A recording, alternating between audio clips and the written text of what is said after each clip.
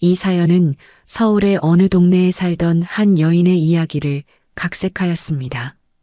가난은 그렇게 은혜의 등을 짓눌러 왔습니다. 새벽 시장의 차가운 공기 속에서 야채를 정리하는 그녀의 손은 거칠었지만 눈빛만은 여전히 맑았죠. 30살, 40살이 되도록 부모 없이 자란다는 것은 영원히 채워지지 않는 빈자리를 안고 사는 것과 같았습니다.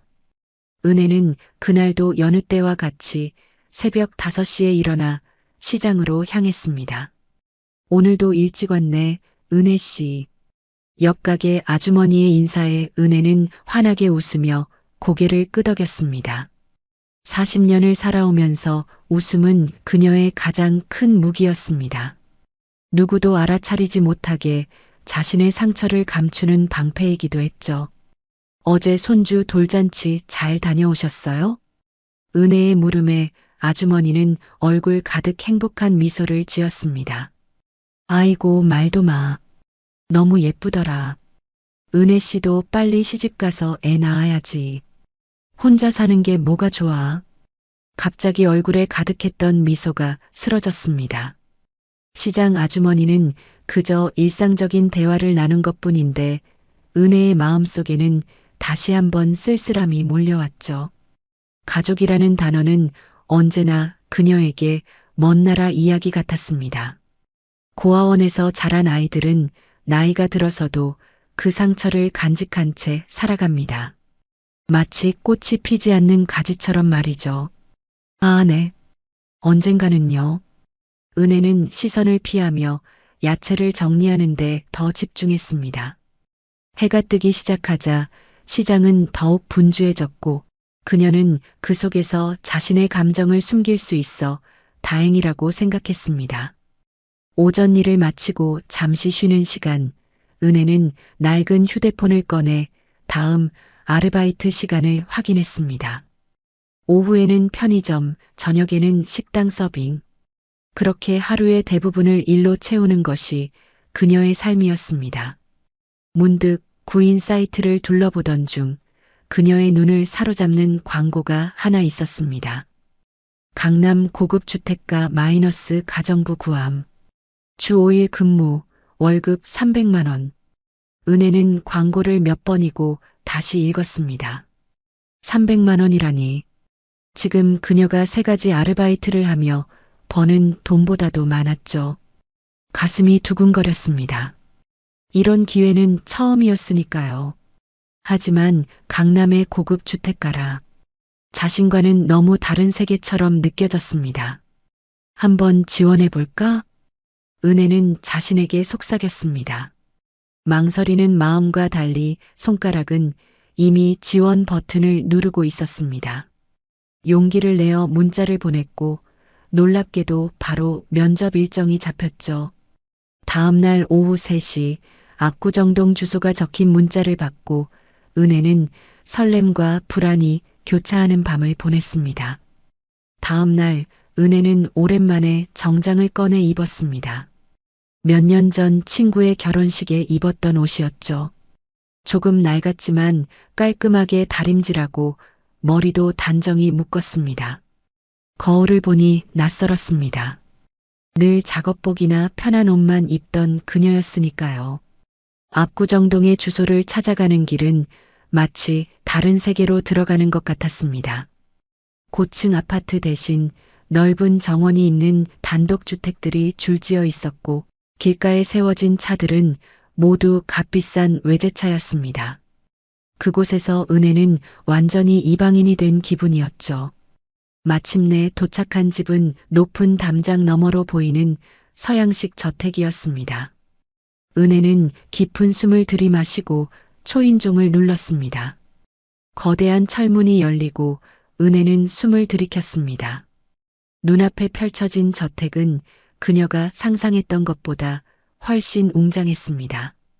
하얀 대리석 기둥이 현관을 지탱하고 있었고 정원에는 정교하게 다듬어진 나무들이 늘어서 있었죠. 이런 곳에서 일한다니 믿기지 않았습니다. 들어오세요. 차가운 목소리에 은혜는 정신을 차렸습니다. 문 앞에는 70대로 보이는 여성 집사가 서 있었습니다. 그녀는 은혜를 위아래로 훑어보더니 무표정한 얼굴로 안내했습니다. 정숙 사모님께서 거실에서 기다리고 계십니다. 은혜는 집사를 따라 저택 안으로 들어섰습니다. 발 아래로 깔린 카펫이 발자국 소리를 완전히 흡수했고 벽에는 고가의 미술품들이 걸려 있었습니다. 거실로 안내된 은혜는 소파에 앉아 있는 노부인을 발견했습니다. 얼핏 보기에도 80은 넘어 보이는 나이였지만 등은 곧게 펴고 있었고 눈빛은 날카로웠습니다. 안녕하세요, 정숙님. 지원자 박은혜입니다. 은혜는 공손하게 인사했지만 정숙은 대답 없이 그녀를 뚫어지게 바라보았습니다. 그 시선에 은혜는 불편함을 느꼈지만 면접이니 최선을 다해야 한다고 생각했습니다. 내 나이가 몇이지? 정숙의 첫 질문은 예상치 못한 것이었습니다. 40입니다. 가족은? 없습니다. 고아원에서 자랐어요. 은혜는 담담하게 대답했습니다. 이미 수십 번도 더 해온 대답이었으니까요. 하지만 정숙의 표정이 미묘하게 변했습니다. 마치 충격을 받은 듯 했지만 순식간에 원래의 표정으로 돌아왔죠. 경력은? 특별한 가정부 경력은 없지만 청소와 요리는 자신 있습니다. 지금까지 여러 아르바이트를 해왔고 성실함이 저의 장점입니다. 정숙은 고개를 끄덕였습니다. 그녀의 눈이 은혜의 얼굴을 탐색하듯 살폈습니다. 마치 무언가를 확인하려는 듯한 시선이었죠. 내일부터 출근하세요. 월급은 광고대로 300만 원, 주 5일 근무해요. 세부 사항은 집사가 알려줄 거예요. 은혜는 눈을 크게 떴습니다. 이렇게 쉽게 채용될 줄은 몰랐습니다. 질문도 별로 없었는데 말이죠. 감사합니다. 최선을 다하겠습니다. 은혜가 인사를 하자 정숙은 손짓으로 집사를 불렀습니다. 데려가서 필요한 것들 알려줘. 집사는 은혜를 데리고 나갔고 뒤에 남은 정숙은 창밖을 바라보며 깊은 생각에 잠겼습니다. 그녀의 눈가에는 알 수 없는 감정이 어려 있었습니다. 다음 날 은혜는 아침 일찍 저택으로 출근했습니다. 그녀는 즉시 3개의 아르바이트를 모두 그만두었습니다. 정숙의 저택에서 일하는 것만으로도 충분히 생활이 가능했으니까요. 집사는 은혜에게 저택의 구조와 정숙의 일과 그리고 청소 방법 등을 상세히 알려주었습니다. 사모님은 식사를 정확히 시간에 맞춰 드셔야 합니다. 약도 정시에 드려야 하고요. 사모님 성격이 까다로우시니 실수하지 마세요. 은혜는 고개를 끄덕이며 모든 지시사항을 기억하려 노력했습니다. 첫날부터 실수할 수는 없었으니까요. 그날 오후 은혜는 정숙의 방을 청소하게 되었습니다. 정숙이 정원에 나가 있는 동안이었죠. 방은 예상대로 고급스러웠지만 생각보다 소박했습니다. 물론 가구는 모두 앤티크였고 이불은 최고급 실크였지만 장식품은 많지 않았고 전체적으로 단정한 느낌이었습니다. 책장을 닦던 중 은혜는 우연히 낡은 사진첩을 발견했습니다. 먼지가 쌓여 있어 닦아야겠다고 생각하며 꺼냈는데 사진첩이 살짝 열렸고 그 안에 젊은 시절의 정숙 사진이 보였습니다. 은혜는 잠시 멈춰 사진을 바라보았습니다. 40년쯤 전의 사진으로 보였습니다. 젊은 정숙은 놀랍도록 아름다웠고 그녀는 무언가 익숙한 것을 느꼈습니다. 하지만 무엇인지 정확히 알 수 없었죠. 뭐 하는 거예요? 갑작스러운 정숙의 목소리에 은혜는 깜짝 놀라 사진첩을 떨어뜨렸습니다. 죄송합니다. 책장을 닦다가 사진첩이. 정숙은 빠르게 다가와 사진첩을 집어들었습니다. 그녀의 손이 미세하게 떨리고 있었습니다. 내 방의 물건들은 함부로 만지지 마세요. 정숙의 목소리는 차가웠지만 그 눈빛은 복잡한 감정을 담고 있었습니다. 은혜는 고개를 숙이고 사과했습니다. 다시는 그러지 않겠습니다. 정숙은 한동안 은혜를 바라보더니 깊은 숨을 내쉬었습니다. 오늘은 이만 돌아가요. 내일 아침 일찍 와요. 은혜는 고개를 끄덕이고 방을 나섰습니다. 복도에서 그녀는 자신의 심장이 빠르게 뛰는 것을 느꼈습니다. 정숙의 젊은 시절 사진이 머릿속에서 떠나지 않았습니다. 왜 그렇게 익숙하게 느껴졌을까요? 한 번도 본 적 없는 사람인데 말이죠. 일주일이 지났습니다. 은혜는 정숙의 저택에서의 일상에 서서히 적응해 갔습니다. 아침에 일어나 저택으로 출근하고 청소와 요리를 하며 하루를 보내는 것이 새로운 생활 패턴이 되었죠. 정숙은 여전히 날카롭고 까다로웠지만 은혜의 일하는 모습을 가만히 지켜보는 일이 많아졌습니다. 그 시선이 은혜를 불편하게 했지만 그녀는 묵묵히 자신의 일에 집중했습니다. 오늘 저녁은 무엇을 준비할 거예요? 정숙이 주방에 들어서며 물었습니다. 은혜는 놀라 고개를 들었습니다. 정숙이 주방에 온 것은 처음이었으니까요. 소고기 미역국과 보쌈을 준비하고 있습니다. 사모님이 좋아하신다고 집사님이 알려주셔서요. 정숙은 고개를 끄덕이며 은혜의 요리하는 모습을 유심히 지켜보았습니다. 그녀의 눈에는 알 수 없는 감정이 어려 있었죠. 내 어머니는 어떤 분이셨니? 갑작스러운 질문에 은혜의 손이 잠시 멈췄습니다. 그녀는 정숙을 향해 돌아보았지만 정숙의 표정은 읽을 수 없었습니다. 잘 모릅니다. 제가 태어난 지 얼마 되지 않아 고아원에 맡겨졌다고 해요. 은혜는 다시 요리에 집중하며 담담하게 대답했습니다. 그녀에게는 이미 오래된 상처였으니까요. 그랬구나. 정숙의 목소리에는 미세한 떨림이 있었습니다.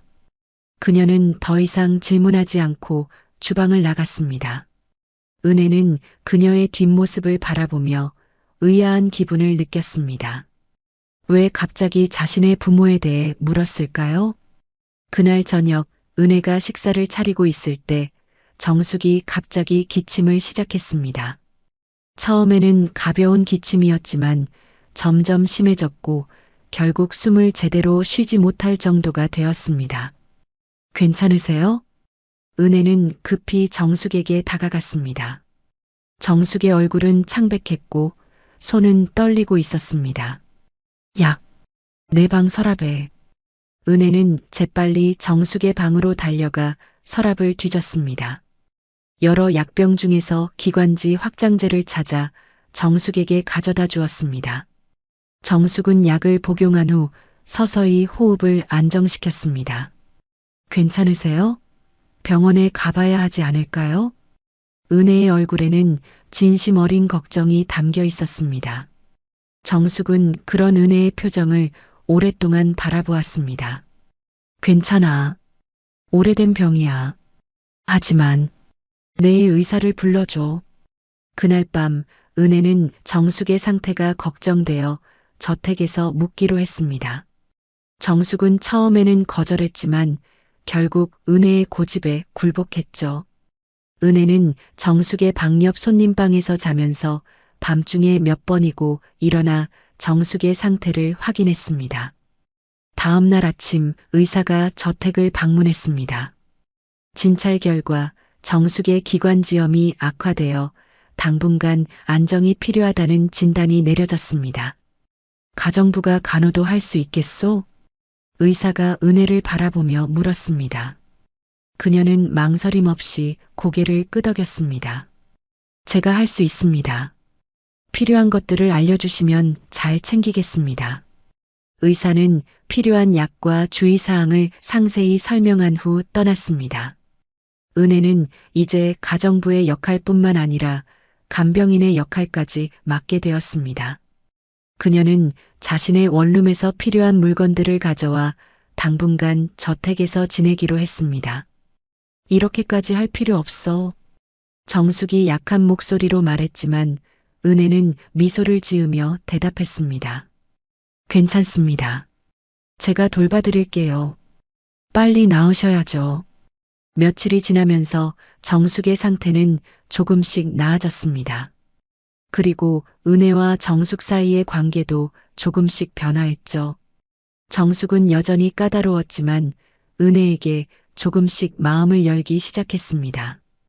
특히 약을 먹이고 체온을 재는 은혜의 손길에 정숙은 묘한 안정감을 느꼈습니다. 박은혜. 하루는 정숙이 은혜를 불렀습니다. 은혜가 다가가자 정숙은 조심스럽게 물었습니다. 나에 대해 어떻게 생각해?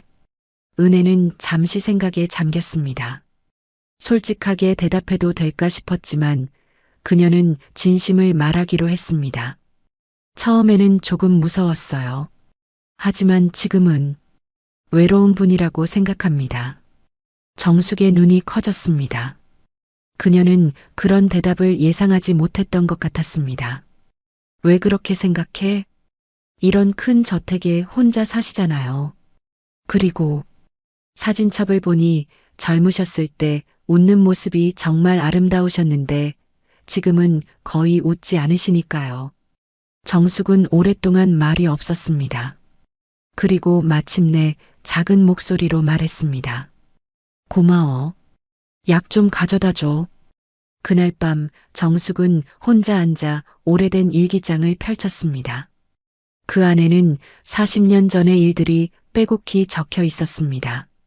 그녀의 손가락이 특별한 날짜에 멈췄고 그날의 일기를 읽으며 눈물을 흘렸습니다. 일기에는 오늘 딸을 고아원에 맡겼다. 내 심장이 찢어지는 것 같다라고 적혀 있었습니다. 정숙은 일기장을 덮고 창밖을 바라보았습니다. 그리고 결심했습니다. 은혜가 정말 자신의 딸인지 확인해야겠다고 말이죠. 정숙은 밤새 잠을 이루지 못했습니다. 창문 너머로 달빛이 스며들어 방 안을 은은하게 밝히는 동안 그녀의 마음속에는 오래된 기억들이 파도처럼 밀려왔습니다. 40년 전 젊고 가난했던 그녀가 세상의 압박과 절망 속에서 내린 결정. 그 결정이 지금까지 그녀를 괴롭혀왔습니다. 아침이 밝았을 때 정숙은 책상 앞에 앉아 전화기를 들었습니다.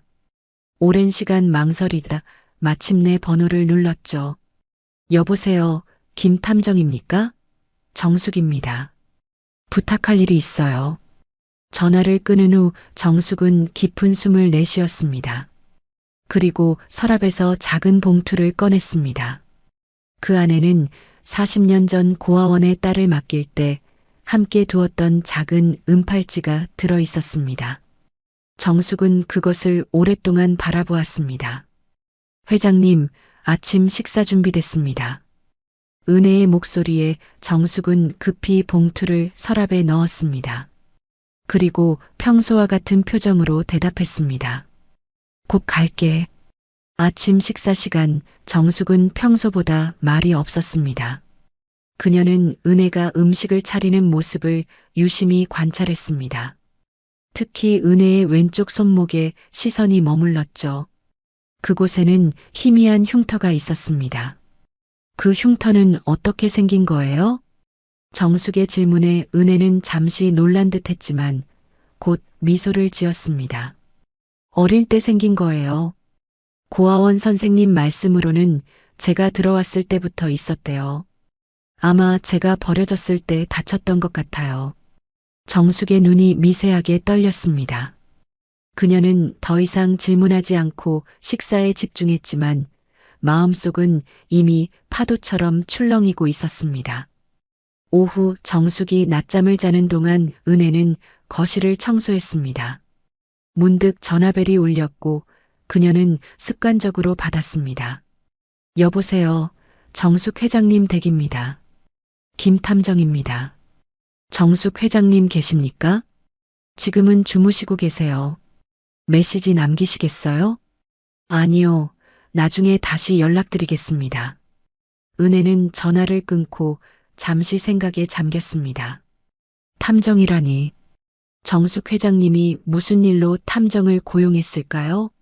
그녀는 궁금했지만 주인의 사생활에 관여하는 것은 예의가 아니라고 생각하고 다시 청소에 집중했습니다. 저녁이 되자 정숙은 은혜에게 뜻밖의 제안을 했습니다. 오늘 저녁은 함께 먹자. 평소 혼자 식사하던 정숙의 제안에 은혜는 놀랐지만 기쁜 마음으로 수락했습니다. 두 사람은 처음으로 같은 테이블에 앉아 식사를 했습니다. 박은혜, 혹시 내 생일이 언제지?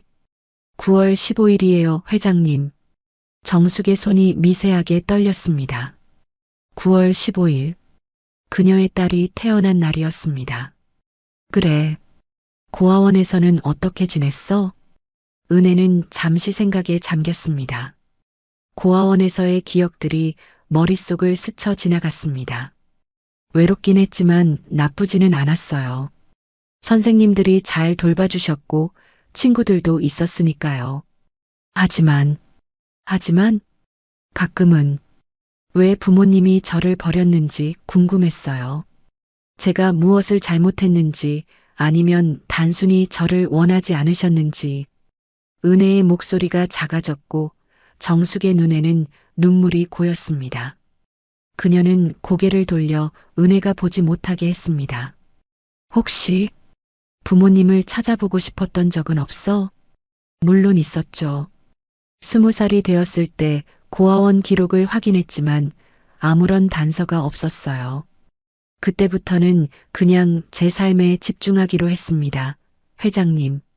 정숙은 더 이상 질문하지 않았습니다. 그녀의 마음은 이미 확신으로 가득 찼지만 아직 말할 용기가 나지 않았습니다. 그날 밤 정숙은 다시 김 탐정에게 연락했습니다. 은혜의 출생 기록을 조사해 보세요. 특히 9월 15일 출생, 그리고 왼쪽 손목에 흉터가 있는지 확인해 주세요. 다음 날 아침 정숙은 은혜에게 특별한 부탁을 했습니다. 오늘 내 옷장 정리를 좀 해줄래? 오래된 옷들을 정리하고 싶어. 은혜는 기꺼이 동의했습니다. 정숙이 외출한 사이 그녀는 정숙의 거대한 옷장을 정리하기 시작했습니다. 수십 년간 모아온 고급 의상들 사이에서 은혜는 작은 상자를 발견했습니다. 그것은 아기 옷이 담긴 상자였습니다. 아기 옷이라니. 은혜는 의아했습니다. 정숙 회장님에게 자녀가 있다는 이야기는 들은 적이 없었으니까요. 그녀는 잠시 망설였지만 상자를 열어보았습니다. 그 안에는 작고 분홍빛 아기 옷과 함께 노란 종이 한 장이 있었습니다. 그것은 출생 증명서였습니다. 아이 이름 정은혜, 출생일 9월 15일. 은혜의 심장이 빠르게 뛰기 시작했습니다. 정은혜, 9월 15일. 그리고 그녀의 이름은 박은혜. 혼란스러운 생각이 그녀의 머릿속을 휘젓고 지나갔습니다. 무슨 일이지? 그때 방 안으로 정숙이 들어왔습니다. 그녀는 은혜가 출생 증명서를 들고 있는 것을 보고 잠시 멈춰 섰습니다. 두 사람의 눈이 마주쳤고 그 순간 모든 것이 멈춘 것 같았습니다. 그것은 정숙의 목소리가 떨렸습니다. 은혜는 천천히 일어섰습니다. 이게 무슨 의미인가요? 정은혜가 누구죠, 회장님? 정숙은 오랫동안 침묵했습니다. 그리고 마침내 떨리는 목소리로 말했습니다. 내 딸이야. 은혜는 손에 들고 있던 출생 증명서를 바라보았습니다. 머릿속이 혼란스러웠습니다. 정은혜, 그리고 박은혜. 생일이 같다는 것은 우연일까요? 아니면 무슨 말씀이신지 이해가 안 됩니다, 회장님.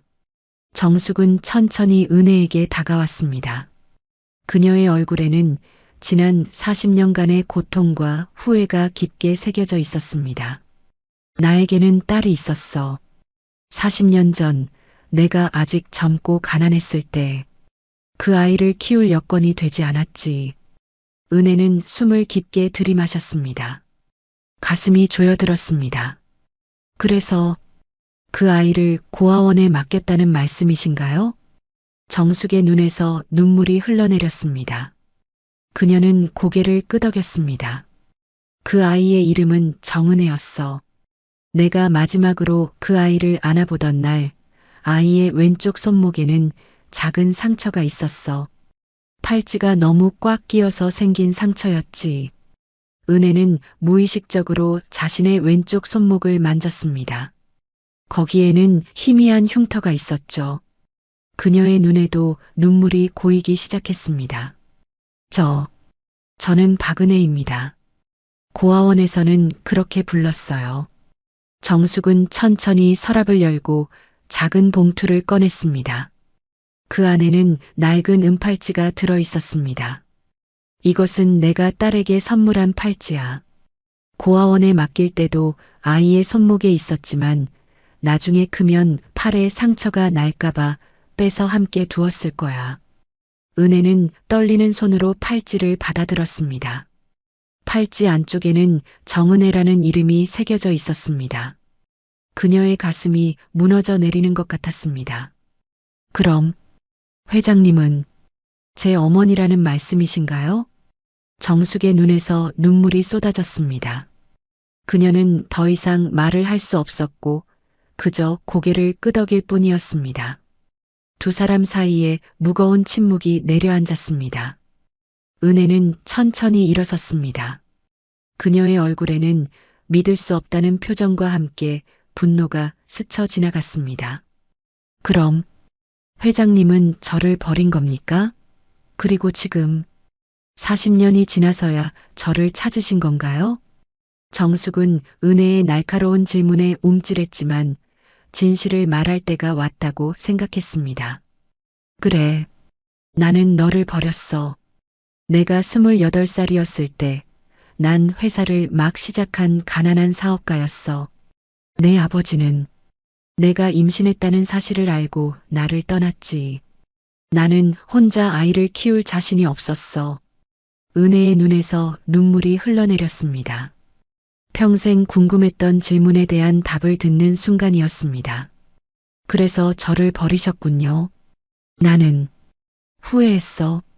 매일 매 순간 후회했어. 하지만 너를 다시 찾을 용기가 없었지. 내가 성공하면 찾으러 가겠다고 다짐했는데 시간이 흐르면서 그 약속을 지키지 못했어. 정숙은 은혜에게 다가가려 했지만 은혜는 한 걸음 물러섰습니다. 그런데 왜 지금이죠? 왜 이제 와서 나타나신 겁니까? 운명이었을까? 내가 우연히 내 집에 가정부로 오게 된 것이 처음 널 봤을 때부터 나는 알았어. 내 눈빛이 내 눈빛과 똑같았거든. 은혜는 고개를 저었습니다. 너무 많은 감정이 한꺼번에 밀려왔습니다. 그녀는 짐을 싸기 시작했습니다. 잠깐, 어디 가려고 하는 거야? 떠나야겠습니다, 회장님. 이건 너무 갑작스러워요. 생각할 시간이 필요합니다. 정숙은 은혜의 팔을 붙잡았습니다. 제발 가지 마. 내가 잘못했어. 용서해줘. 용서요?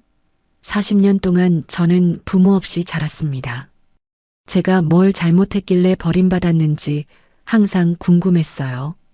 그런데 지금 와서 용서해 달라고요?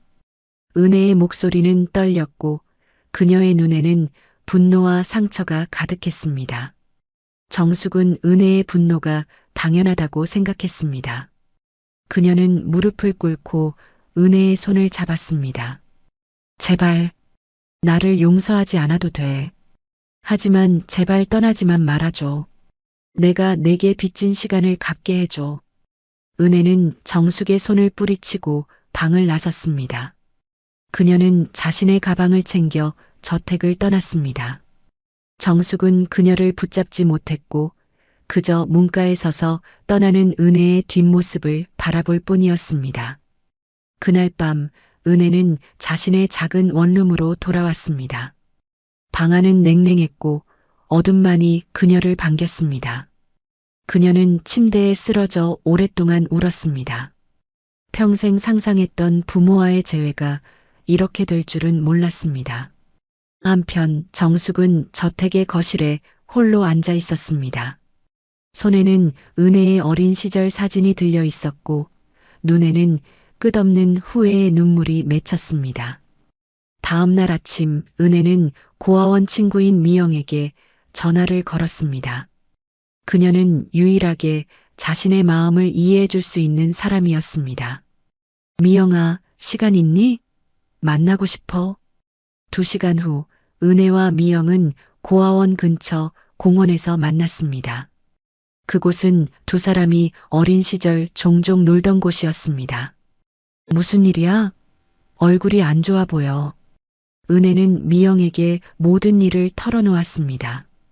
정숙과의 만남, 자신이 그녀의 딸이라는 사실, 그리고 버림받은 이유까지. 미영은 은혜의 이야기를 묵묵히 들었습니다. 그래서 어떻게 할 거야? 모르겠어. 너무 혼란스러워. 평생 부모를 만나고 싶었는데 막상 만나니까 화가 나고 슬프고 모든 감정이 뒤섞여. 미영은 은혜의 손을 잡아주었습니다. 나도 내 기분 이해해. 하지만 은혜야, 내 어머니가 너를 찾아냈잖아. 그리고 미안하다고 했잖아. 많은 사람들이 그런 기회조차 얻지 못해. 그래도 40년이야. 40년 동안 내가 얼마나 외로웠는지 알아? 물론 알지. 우리 모두 그랬으니까. 하지만 생각해봐. 내 어머니도 그 시간 동안 괴로웠을 거야. 그리고 지금 그녀는 너에게 2번째 기회를 구하고 있어. 은혜는 깊은 숨을 내쉬었습니다. 미영의 말이 맞았습니다. 하지만 그녀의 마음속에는 여전히 분노와 상처가 남아 있었습니다. 시간이 필요해. 그래, 시간을 가져. 하지만 너무 오래 기다리지는 마. 가족을 찾는 것은 우리 모두의 꿈이었잖아. 두 사람은 오랫동안 이야기를 나누었고 은혜는 조금씩 마음의 평화를 찾아갔습니다. 그녀는 아직 정숙을 완전히 용서할 준비가 되지 않았지만 적어도 그녀의 이야기를 더 들어볼 생각은 있었습니다. 저택으로 돌아온 정숙은 김 탐정으로부터 전화를 받았습니다. 회장님, 조사 결과를 알려드리겠습니다. 박은혜 씨는 확실히 회장님의 딸 정은혜가 맞습니다. 고아원 기록과 병원 기록이 일치합니다. 정숙은 이미 알고 있는 사실이었지만 다시 한번 확인하니 가슴이 더 아팠습니다. 고맙네. 이제 내 딸을 어떻게 다시 데려올 수 있을까? 다음 날 아침 정숙은 창가에 앉아 비 내리는 정원을 바라보고 있었습니다. 빗방울이 창문을 타고 흘러내리는 모습이 마치 그녀의 눈물 같았습니다. 딸을 찾았지만 동시에 잃은 기분이었죠. 무언가 해야 한다는 생각에 그녀는 종이와 펜을 꺼냈습니다. 은혜에게. 정숙은 오랫동안 펜을 들고 있었지만 무슨 말을 써야 할지 알 수 없었습니다. 어떤 말이 40년의 부재를 설명할 수 있을까요? 어떤 말이 그 상처를 치유할 수 있을까요? 한편 은혜는 시장에서 일을 재개했습니다. 야채를 정리하며 그녀는 지난 몇 주간의 일들을 곱씹어 보았습니다. 정숙과의 만남, 가정부로 일했던 시간, 그리고 마지막 그 충격적인 진실. 모든 것이 꿈만 같았습니다. 은혜 씨, 오늘 안색이 안 좋네. 무슨 일 있어? 옆 가게 아주머니의 물음에 은혜는 억지 미소를 지었습니다. 아니에요. 그냥 좀 피곤해서요. 그래. 어제 비가 많이 왔으니 감기 조심해. 은혜는 고개를 끄덕였습니다. 그녀의 마음은 마치 폭풍우 속에 있는 것 같았습니다. 시장에서 일을 마치고 집으로 돌아오는 길, 은혜는 우편함에서 편지 한 통을 발견했습니다. 발신인은 정숙이었습니다. 은혜의 심장이 빠르게 뛰기 시작했습니다. 집에 들어온 그녀는 잠시 편지를 내려놓았습니다. 열어봐야 할지 말아야 할지 망설였죠. 하지만 결국 그녀는 봉투를 열었습니다. 안에는 여러 장의 편지지가 들어 있었고 정숙의 깔끔한 필체로 가득 차 있었습니다. 사랑하는 내 딸 은혜에게 이 글을 쓰는 지금 나는 무엇부터 말해야 할지 모르겠구나. 용서를 구해야 할지 설명을 해야 할지. 하지만 너에게 진실만은 알려주고 싶다. 나는 20대 후반 가난한 시절에 너를 가졌다. 당시 내 아버지는 나와 헤어졌고 나는 막 사업을 시작한 초보 사업가였어. 돈도 시간도 도움을 청할 가족도 없었지. 그런 상황에서 아이를 키울 자신이 없었다. 하지만 그것은 변명에 불과해. 진실은 내가 너를 포기한 것이다. 그때 내가 조금만 더 용기를 냈다면, 조금만 더 힘을 냈다면, 우리는 함께였을 거야. 사업이 성공하고 나서도 나는 너를 찾지 않았다. 부끄러웠기 때문이야. 내가 성공한 후에 나타나는 것이 너에게 어떻게 보일지 두려웠어. 그리고 시간이 흐를수록 더 찾기 어려워졌지. 그런데 운명이었을까? 내가 내 집에 오게 된 것이 처음 널 봤을 때 나는 알았어. 내 눈빛, 내 미소. 그것은 내 젊은 시절과 너무 닮아 있었거든. 나는 너에게 40년의 시간을 빚졌어. 그 시간을 되돌릴 수는 없지만 앞으로의 시간은 너와 함께하고 싶다. 내가 허락한다면 용서를 강요하지는 않을게. 내가 한 일은 용서받기 어려운 일이니까. 하지만 기회를 준다면 내가 얼마나 너를 사랑하는지, 얼마나 내가 내게 소중한지 보여주고 싶다. 언제든 돌아올 준비가 되면 이 집의 문은 항상 열려 있을 거야. 사랑하는 마음으로 내 어머니가. 은혜의 눈에서 눈물이 흘러내렸습니다. 편지에는 정숙의 진심이 담겨 있었고 그것은 은혜의 마음을 흔들었습니다. 하지만 그녀는 아직 준비가 되지 않았습니다. 정숙을 어머니로 받아들이기에는 너무 많은 시간이 필요했습니다. 그날 밤 정숙은 김 탐정에게 또 다른 일을 부탁했습니다. 은혜가 다녔던 고아원을 알아봐 주세요. 내가 직접 가보고 싶어요. 다음 날 오전 정숙은 김 탐정의 안내로 햇살 고아원을 방문했습니다. 그곳은 은혜가 자란 곳이었습니다. 20년 전에 새 건물로 이전했지만 원장은 여전히 같은 분이었습니다. 안녕하세요. 저는 정숙입니다. 제 딸이 이곳에서 자랐다고 들었습니다. 원장 선생님은 정숙을 반갑게 맞이했습니다. 네, 김 탐정님께 얘기 들었습니다. 박은혜를 찾으신다고요? 네. 그 아이가 어떻게 지냈는지 알고 싶습니다. 원장 선생님은 은혜의 어린 시절 사진과 기록을 보여주었습니다. 그곳에는 은혜가 6살 때 그린 그림도 있었는데 엄마 아빠라고 쓰여 있었고 2명의 사람이 그려져 있었습니다. 은혜는 항상 부모님을 그리워했어요.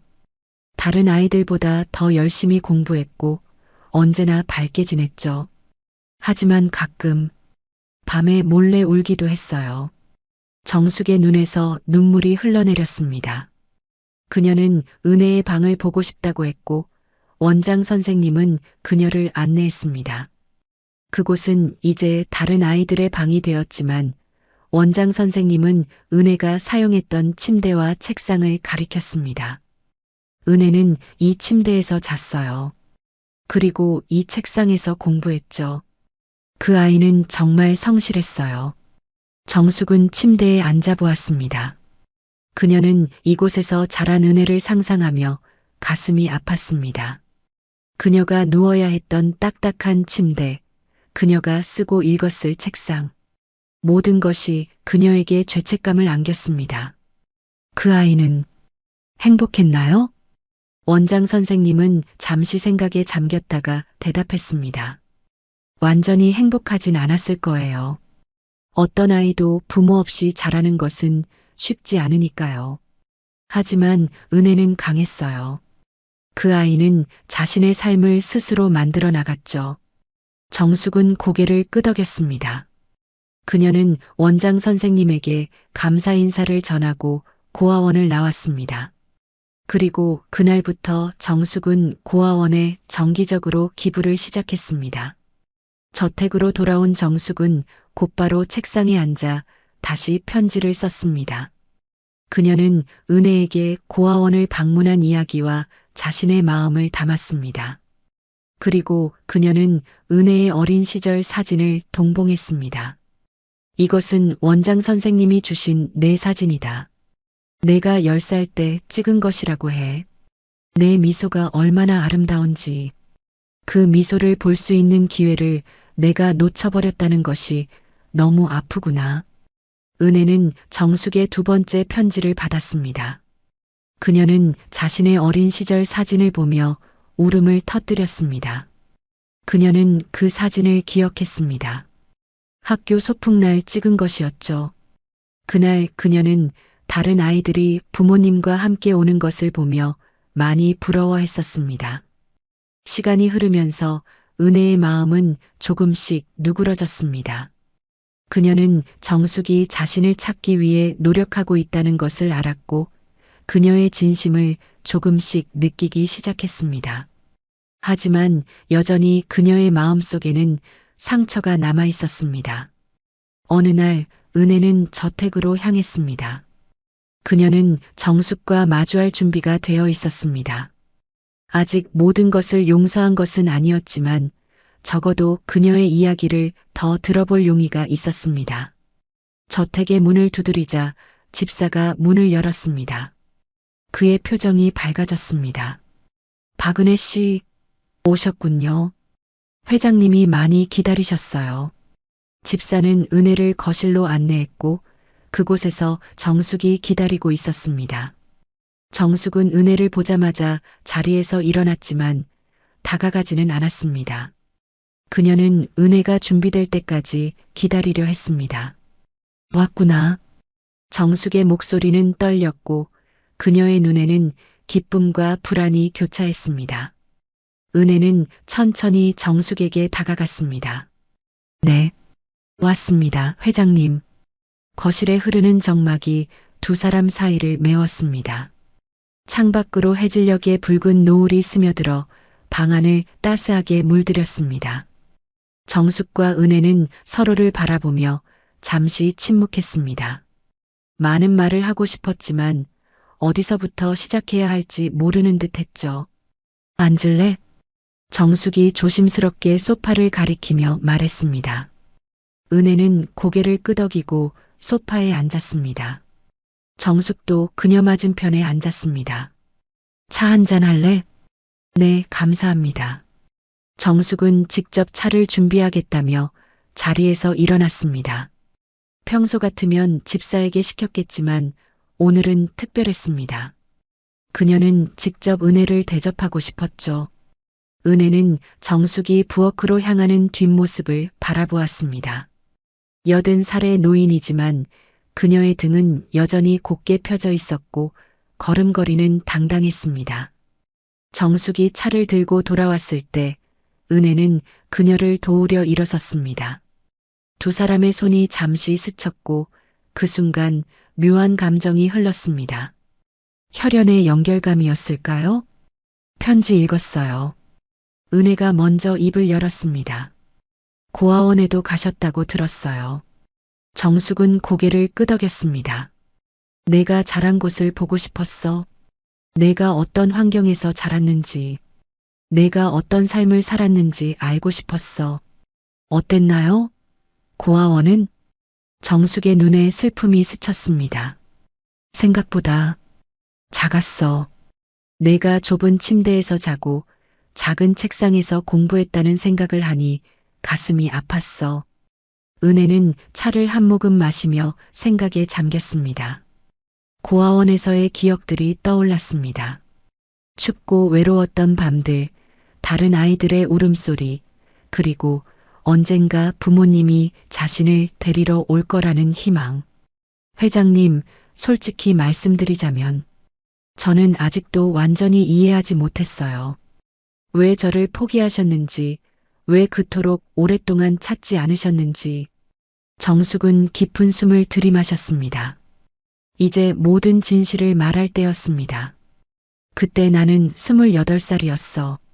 첫 사업이 막 시작되었고 내 아버지는 내가 임신했다는 소식을 듣자마자 떠났지. 가족은 이미 오래전에 잃었고 나는 혼자였어. 그리고 두려웠어. 정숙의 목소리가 떨렸습니다. 그녀는 오랫동안 숨겨왔던 이야기를 털어놓았습니다. 처음에는 너를 키울 생각이었어. 하지만 사업은 실패했고 빚은 쌓여갔어. 끼니를 걸러야 할 때도 많았지. 그런 상황에서 나는 내게 더 나은 삶을 주고 싶었어. 그래서 저를 고아원에 맡기셨군요. 그래. 그것이 내 인생에서 가장 어려운 결정이었어. 그날 이후로 매일 밤 너를 생각하며 울었어. 정숙의 눈에서 눈물이 흘러내렸습니다. 은혜는 잠시 그녀를 바라보았습니다. 평소에 강인한 백만장자의 모습이 아닌 한 여인의 슬픔과 후회가 느껴졌습니다. 하지만 회장님은 나중에 성공하셨잖아요. 그때는 왜 저를 찾지 않으셨어요? 정숙은 고개를 숙였습니다. 부끄러웠어. 성공한 후에 나타나는 것이 얼마나 이기적으로 보일지 두려웠어. 그리고 내가 이미 나를 잊었거나 나를 미워할까봐 두려웠지. 두 사람 사이에 다시 침묵이 흘렀습니다. 은혜는 창밖을 바라보았습니다. 어둠이 내리기 시작했고 정원의 등불이 하나둘씩 켜지고 있었습니다. 저도 솔직히 말씀드릴게요. 은혜가 다시 입을 열었습니다. 처음 진실을 알았을 때 정말 화가 났어요. 40년 동안 부모 없이 자란다는 것이 얼마나 힘든지 회장님은 모르실 거예요. 결혼식 때 신부 대기실에서 혼자 있어야 했던 것, 아플 때 돌봐줄 사람이 없었던 것, 명절마다 찾아갈 집이 없었던 것.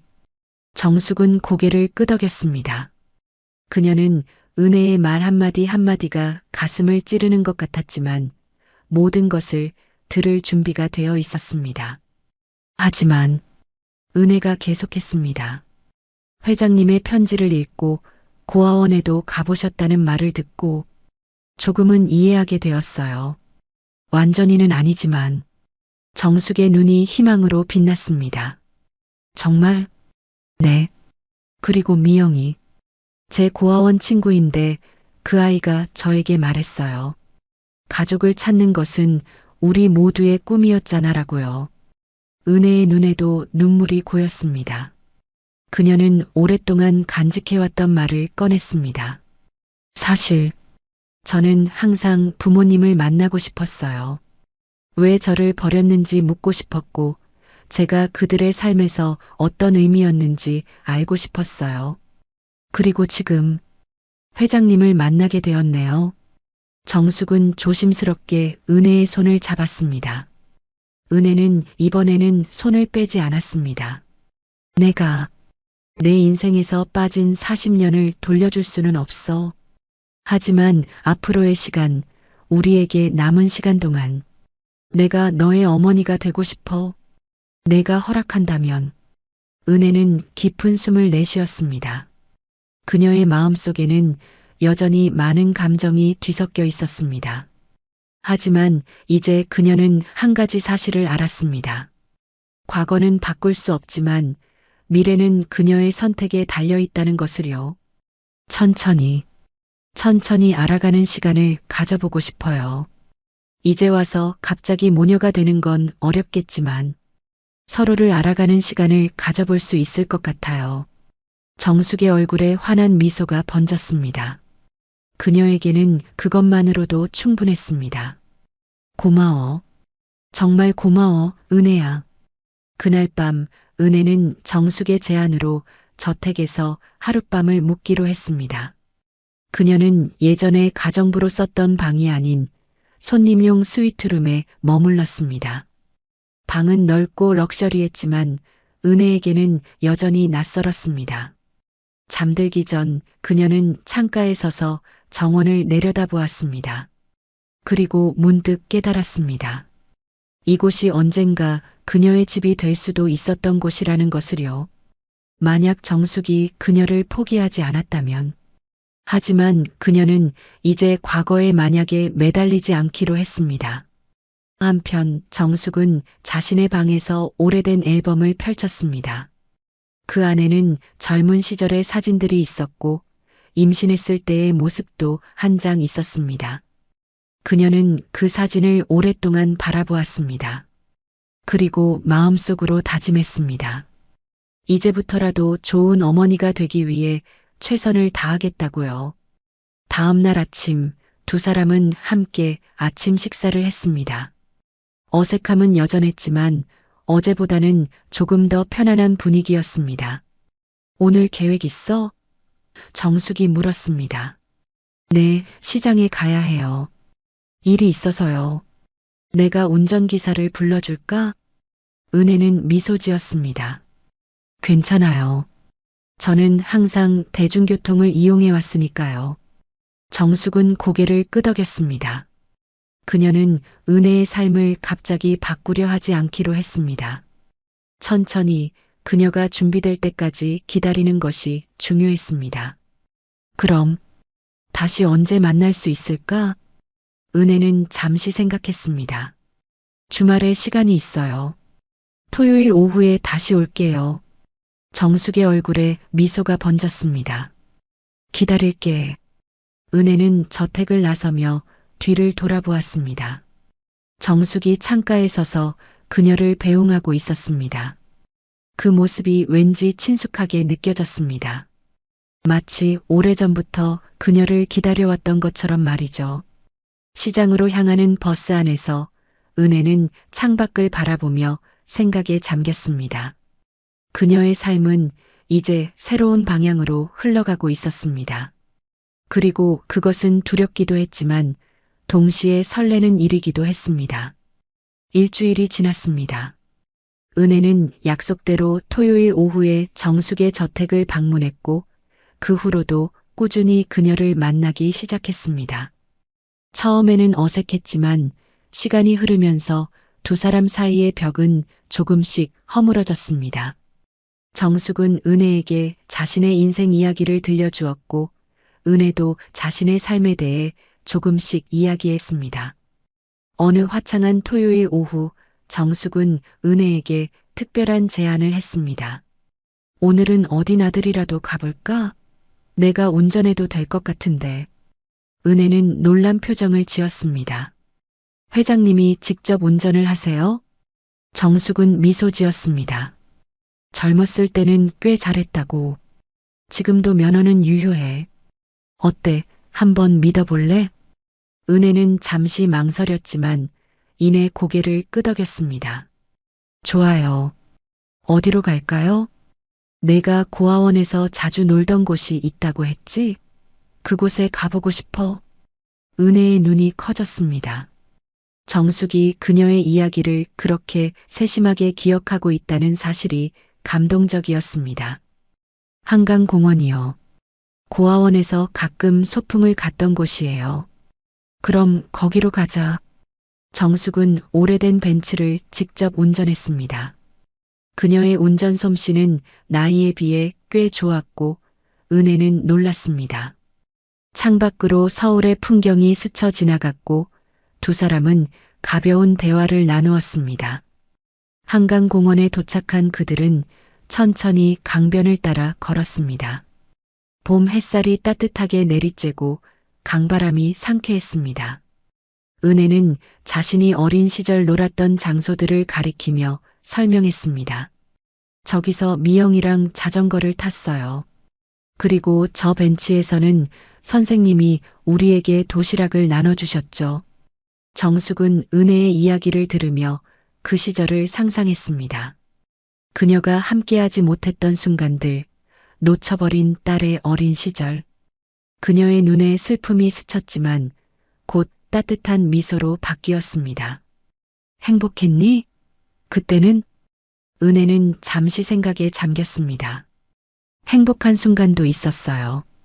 친구들과 함께할 때, 선생님이 칭찬해 주실 때, 하지만 밤이 되면 모두가 잠든 후에는 부모님을 그리워했죠.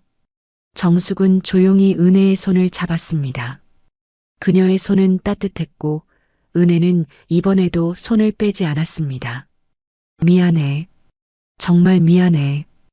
은혜는 고개를 저었습니다. 이제 괜찮아요. 과거는 바꿀 수 없으니까요. 중요한 건 지금 그리고 앞으로의 시간이죠.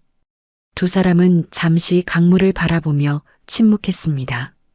강물은 끊임없이 흘러갔고 그것은 마치 시간과도 같았습니다. 과거로 돌아갈 수 없지만 흐름을 따라 계속 나아갈 수는 있는 것처럼요. 은혜야. 정숙이 조심스럽게 말을 꺼냈습니다. 내가 꿈꾸던 것이 있다면 내가 도와주고 싶어. 어떤 것이든. 은혜는 잠시 생각했습니다. 그녀에게는 오랫동안 간직해온 꿈이 있었습니다. 사실 저는 항상 작은 꽃집을 갖고 싶었어요. 꽃을 가꾸고 예쁜 꽃다발을 만들어 사람들에게 행복을 전하는 그런 곳이요. 정숙의 눈이 반짝였습니다. 정말? 그럼 해보자. 내가 도와줄게. 정말요? 하지만 걱정 마. 내가 다 해주는 건 아니야. 내가 주도적으로 하고 내가 필요한 부분만 도와줄게. 어때? 은혜의 얼굴에 미소가 번졌습니다. 그녀의 오랜 꿈이 현실이 될 수도 있다니. 가슴이 두근거렸습니다. 감사합니다. 정말 감사해요. 그날 저녁 두 사람은 저택으로 돌아와 함께 저녁 식사를 했습니다. 정숙은 은혜에게 자신의 사업 이야기를 들려주었고 은혜는 정숙의 지혜와 경험에 감탄했습니다. 그녀는 정말 대단한 여성이었습니다. 어려운 환경에서도 자신의 길을 개척해온 강인한 여성이었죠. 그런데 회장님, 궁금한 게 있어요. 은혜가 물었습니다. 제 아버지는 어떤 분이셨나요? 정숙은 잠시 침묵했습니다.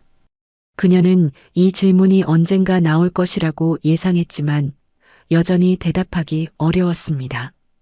그는 대학 시절 만난 사람이었어. 잘생기고 똑똑했지만 책임감은 부족했어. 내가 임신했다고 했을 때 그는 나를 떠났어. 그분 이름이 뭐였나요? 김준호. 정숙이 대답했습니다. 그 후로 그에 대한 소식은 들은 적이 없어. 해외로 떠났다는 소문이 있었지만 은혜는 고개를 끄덕였습니다. 그녀는 아버지에 대해 더 알고 싶었지만 지금은 그것보다 더 중요한 것이 있었습니다. 바로 정숙과의 관계를 발전시키는 것이었죠. 다음 날 정숙은 약속대로 은혜의 꽃집 꿈을 이루기 위한 첫 단계를 시작했습니다.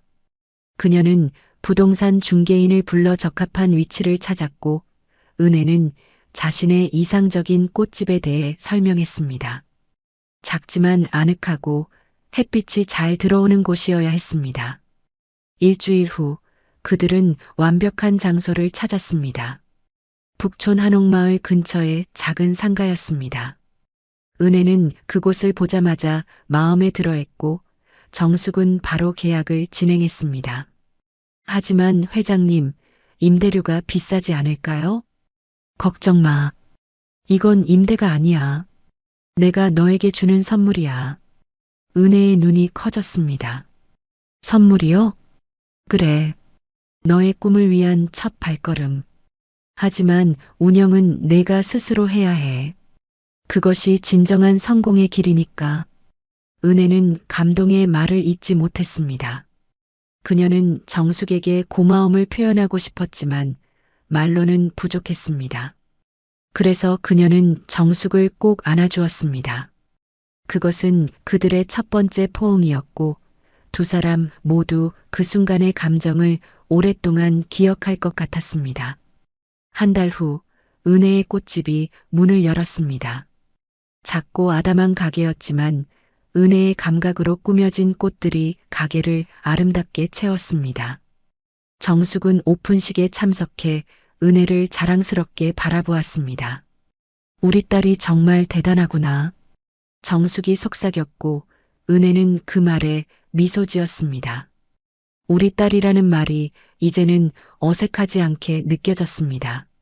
시간이 흐르면서 은혜의 꽃집은 동네에서 소문이 나기 시작했고 그녀의 센스 있는 꽃다발은 많은 사람들의 사랑을 받았습니다.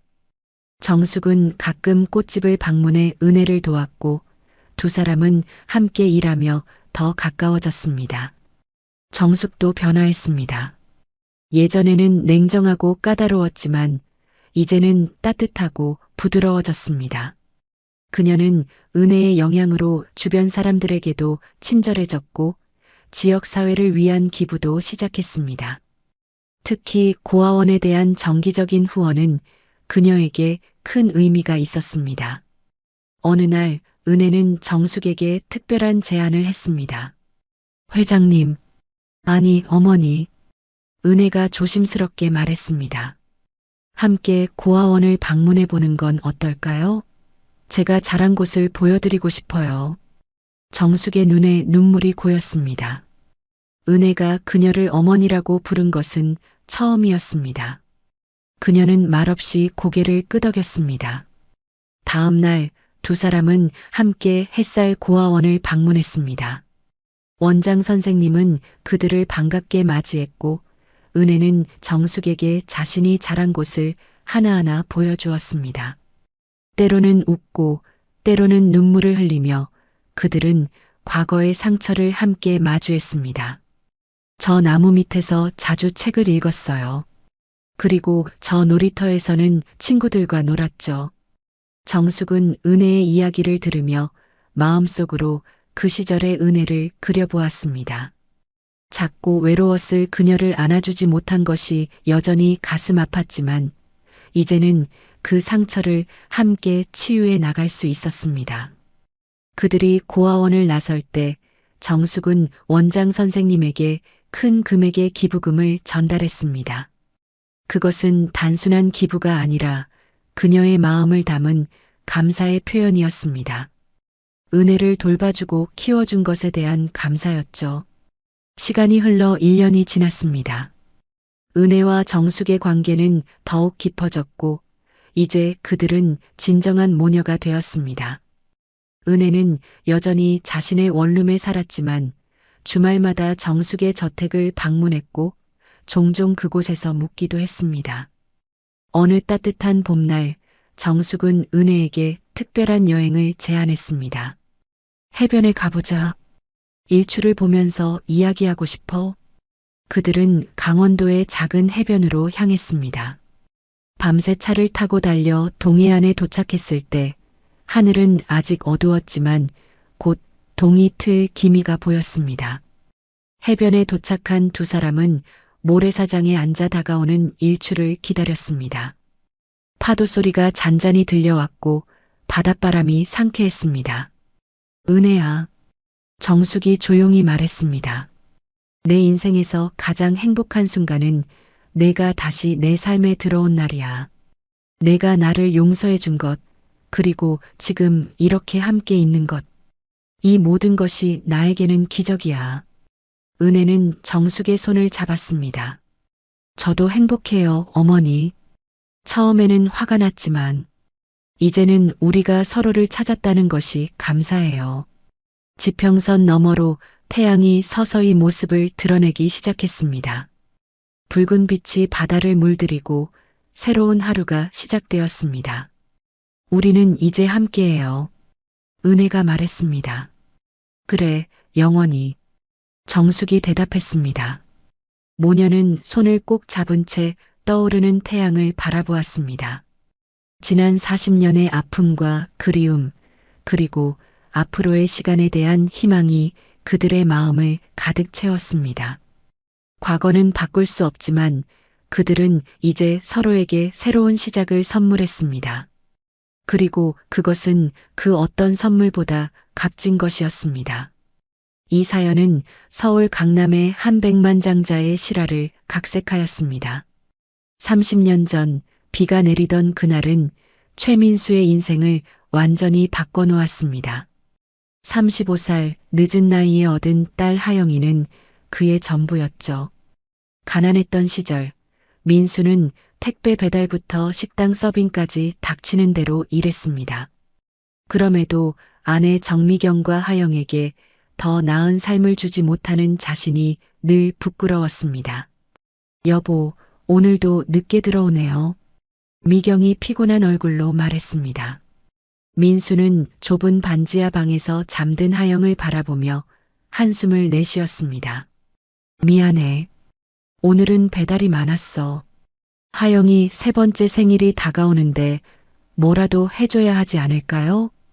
민수는 주머니를 뒤적이며 쓴웃음을 지었습니다. 월급은 이미 월세와 생활비로 바닥났고 하영에게 줄 선물을 살 여유가 없었죠. 그렇게 몇 주가 지나고 하영의 생일 전날, 민수는 퇴근길에 시장을 지나가다 작은 은팔찌를 발견했습니다. 값이 그리 비싸지 않은 것 같았고 모아둔 동전으로 겨우 살 수 있었습니다. 아빠가 하영이 생일 선물 사왔어. 민수가 집에 돌아와 조심스레 팔찌를 꺼냈습니다. 하영은 눈을 반짝이며 팔찌를 바라보았습니다. 아빠 예뻐. 이거 하영이 거? 작은 손가락으로 팔찌를 가리키며 옹알이처럼 말했습니다. 작은 손목에 팔찌를 채워주는 순간 민수의 눈시울이 뜨거워졌습니다. 딸의 행복한 미소를 보는 것만으로도 모든 고단함이 사라지는 기분이었습니다. 하영은 그날부터 팔찌를 절대 빼지 않았고 예쁜 팔찌 하영이 팔찌하며 작은 손가락으로 자주 만지작거렸습니다.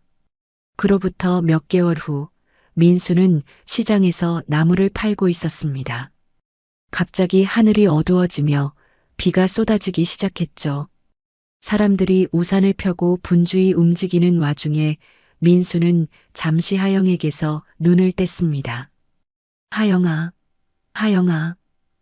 민수의 다급한 목소리가 시장을 가득 채웠습니다. 하지만 아이는 보이지 않았습니다. 빗속에서 미친 듯이 딸을 찾아 헤맸지만 하영은 흔적도 없이 사라졌습니다. 바닥에 떨어진 작은 우산만이 하영이 있었다는 증거였죠. 경찰에 신고하고 전단지를 붙이고 주변을 수소문했지만 하영은 돌아오지 않았습니다. 민수와 미경의 관계도 점점 멀어졌습니다. 매일 밤 민수는 하영의 사진을 보며 눈물을 흘렸습니다.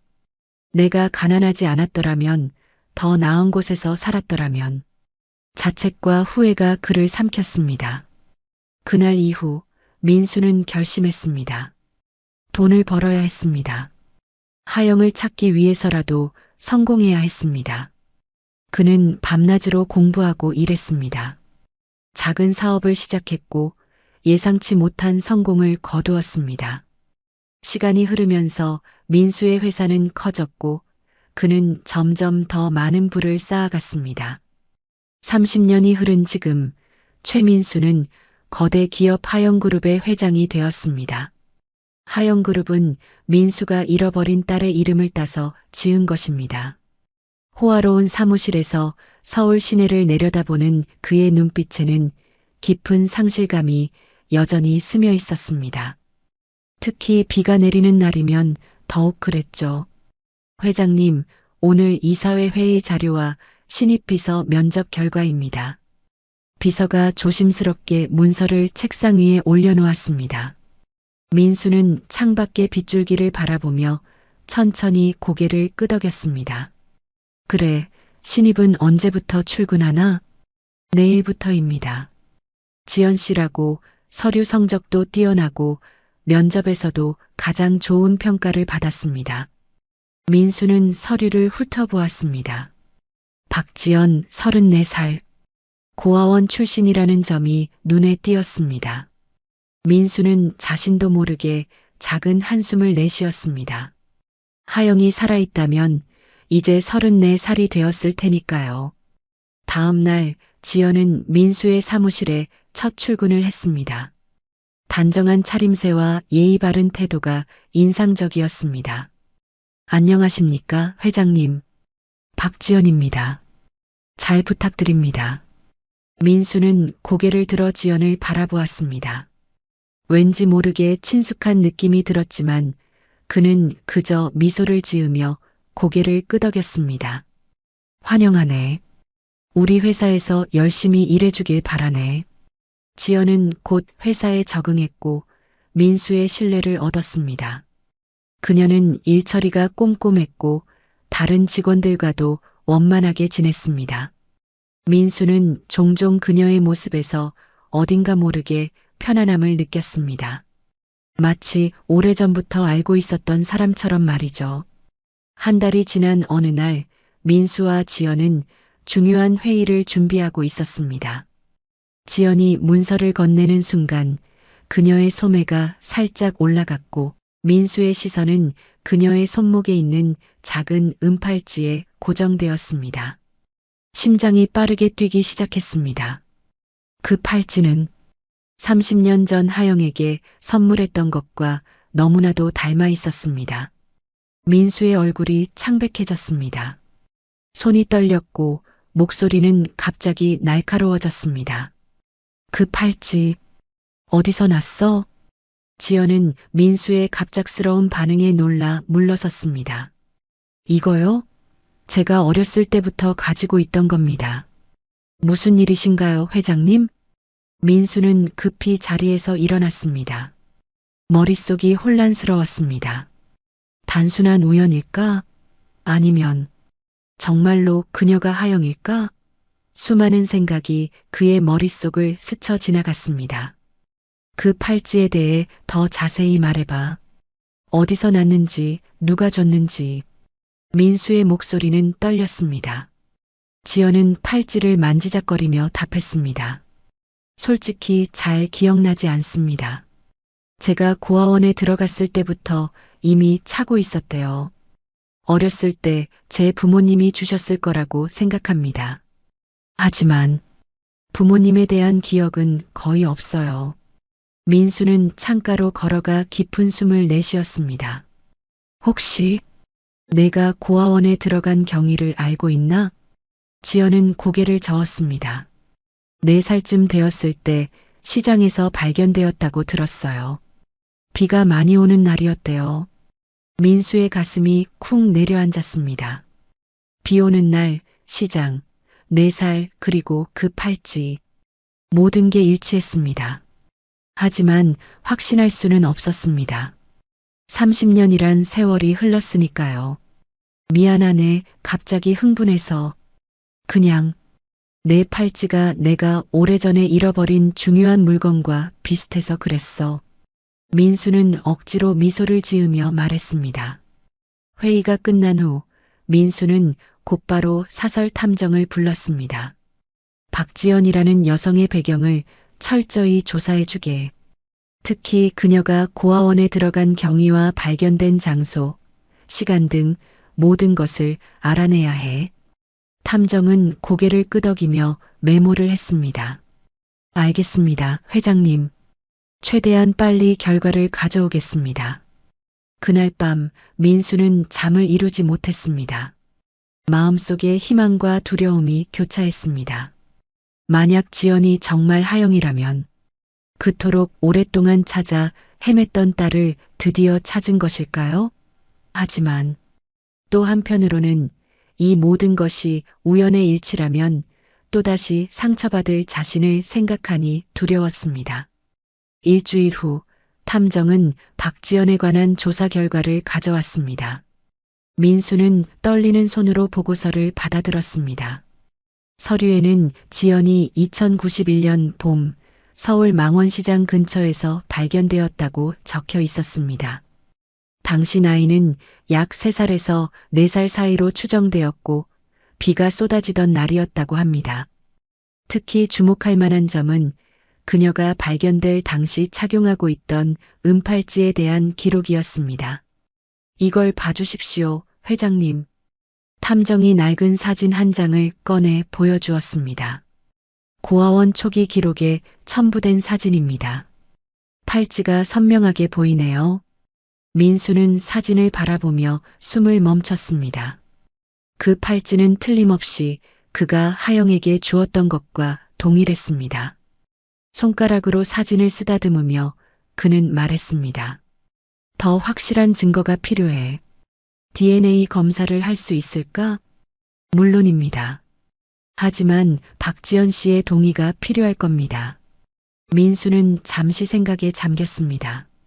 지연에게 어떻게 이 이야기를 꺼내야 할지 고민이 되었습니다. 갑자기 자신이 그녀의 아버지일 수도 있다고 말한다면 지연은 어떤 반응을 보일까요? 다음 날 민수는 지연을 개인 사무실로 불렀습니다. 창밖으로는 또다시 비가 내리기 시작했습니다. 운명의 장난처럼 느껴졌죠. 함께 지연 씨. 민수가 조용히 말했습니다. 지연은 긴장한 표정으로 의자에 앉았습니다. 무슨 일이신가요, 회장님? 민수는 깊은 숨을 들이마셨습니다. 내가 이상한 질문을 할 텐데 솔직히 대답해주면 고맙겠네. 혹시 어릴 때 기억 중에 가장 오래된 것이 뭔가? 지연은 잠시 생각에 잠겼습니다. 그녀의 눈동자가 흔들렸습니다. 확실하지는 않지만 비가 많이 오는 날이었어요. 누군가의 따뜻한 손을 잡고 있었던 것 같은데 그 다음엔 그녀는 말을 멈추고 고개를 저었습니다. 죄송합니다. 그 이상은 기억나지 않아요. 민수의 심장은 더 빠르게 뛰기 시작했습니다. 내 팔찌에 대해 물어봐도 될까? 혹시 뒷면에 뭔가 새겨져 있나? 지연은 놀란 표정으로 팔찌를 벗어 뒷면을 살펴보았습니다. 아주 작게 뭔가 새겨져 있는 것 같아요. 잘 보이지는 않지만 민수는 자리에서 일어나 지연의 곁으로 다가갔습니다. 그의 손이 떨렸습니다. 내가 볼 수 있을까? 지연은 팔찌를 건네주었고 민수는 그것을 받아 자세히 살펴보았습니다. 거기에는 아주 작게 하영에게 사랑을 담아라는 문구가 새겨져 있었습니다. 30년이 지났지만 그 글씨는 여전히 선명했습니다. 민수의 눈에서 눈물이 흘러내렸습니다. 그는 천천히 자신의 책상으로 돌아가 서랍에서 낡은 사진첩을 꺼냈습니다. 떨리는 손으로 페이지를 넘겨 하영의 세 번째 생일 사진을 찾았습니다. 거기에는 작은 하영이 은팔찌를 차고 환하게 웃고 있었습니다. 지연 씨, 민수는 목이 메어 말을 잇지 못했습니다. 내가 30년 전에 딸을 잃어버렸네. 이름은 하영이었어. 그날도 비가 많이 왔었지. 내가 시장에서 나무를 팔고 있었는데 잠시 한눈을 판 사이에 하영이가 사라졌어. 지연은 충격받은 표정으로 민수를 바라보았습니다. 그녀의 눈에도 눈물이 고이기 시작했습니다. 민수는 사진첩을 지연에게 건넸습니다. 이 팔찌는 내가 하영이의 세 번째 생일에 선물한 거야. 나중에 하영이를 찾을 수 있게 이렇게 문구를 새겨뒀지. 지연은 말없이 사진을 바라보았습니다. 작은 여자아이가 차고 있는 팔찌는 분명 자신의 것과 동일했습니다. 그녀의 손이 떨렸습니다. 이게 무슨 뜻인가요? 민수는 깊은 숨을 내쉬었습니다. 지연 씨, 내가 내 아버지일 가능성이 있어. 하지만 확실히 하기 위해서는 DNA 검사가 필요해. 물론 내가 원하지 않는다면 강요하지는 않을게. 지연의 얼굴에는 혼란스러운 감정이 교차했습니다. 그녀는 평생 부모에 대해 알지 못했고 이제 갑자기 자신의 아버지일지도 모르는 사람이 눈앞에 있다니. 그녀는 천천히 고개를 들어 민수를 바라보았습니다. 검사를 하고 싶습니다. 그녀의 목소리는 작았지만 단호했습니다. 민수는 안도의 한숨을 내쉬었습니다. 고맙네. 내일 병원에 예약을 잡을게. 그날 밤 두 사람은 각자의 공간에서 잠을 이루지 못했습니다. 민수는 하영의 어린 시절 사진을 끌어안고 누워 있었고 지연은 팔찌를 바라보며 그동안 알지 못했던 자신의 과거에 대해 생각했습니다. 창밖으로는 여전히 비가 내리고 있었습니다. 마치 30년 전 그날의 비가 다시 내리는 것처럼 말이죠. 다음 날 아침 민수와 지연은 병원으로 향했습니다. 차 안에는 묘한 긴장감이 감돌았습니다. 두 사람 모두 무슨 말을 해야 할지 몰라 침묵을 지켰죠. 비가 그치고 난 뒤의 도로는 햇빛에 반짝였습니다. 어제 잠은 좀 잤나? 민수가 조심스럽게 물었습니다. 지연은 창밖을 바라보며 고개를 저었습니다. 아니요, 생각할 게 너무 많았어요. 나도 그랬네. 민수는 핸들을 꽉 쥐며 말했습니다. 지연 씨, 결과가 어떻게 나오든 난 지연 씨를 존중할 거야. 내 딸이 아니라고 해도 내게는 소중한 직원이고. 지연은 천천히 고개를 돌려 민수를 바라보았습니다. 그의 진심 어린 말에 마음이 조금 편안해졌습니다. 감사합니다, 회장님. 병원에 도착한 두 사람은 VIP 병동으로 안내되었습니다.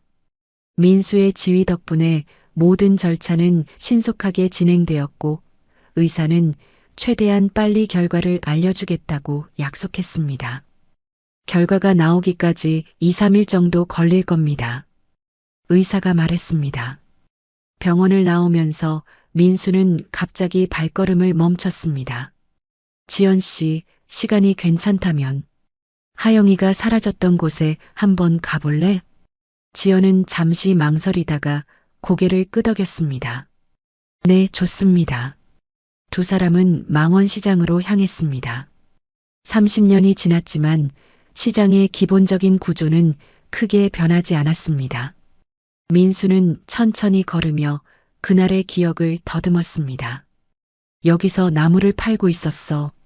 하영이는 내 옆에서 놀고 있었지. 민수의 목소리는 떨렸습니다. 갑자기 비가 쏟아지기 시작했고 나는 급하게 물건을 정리하느라 잠시 하영이에게서 눈을 뗐어.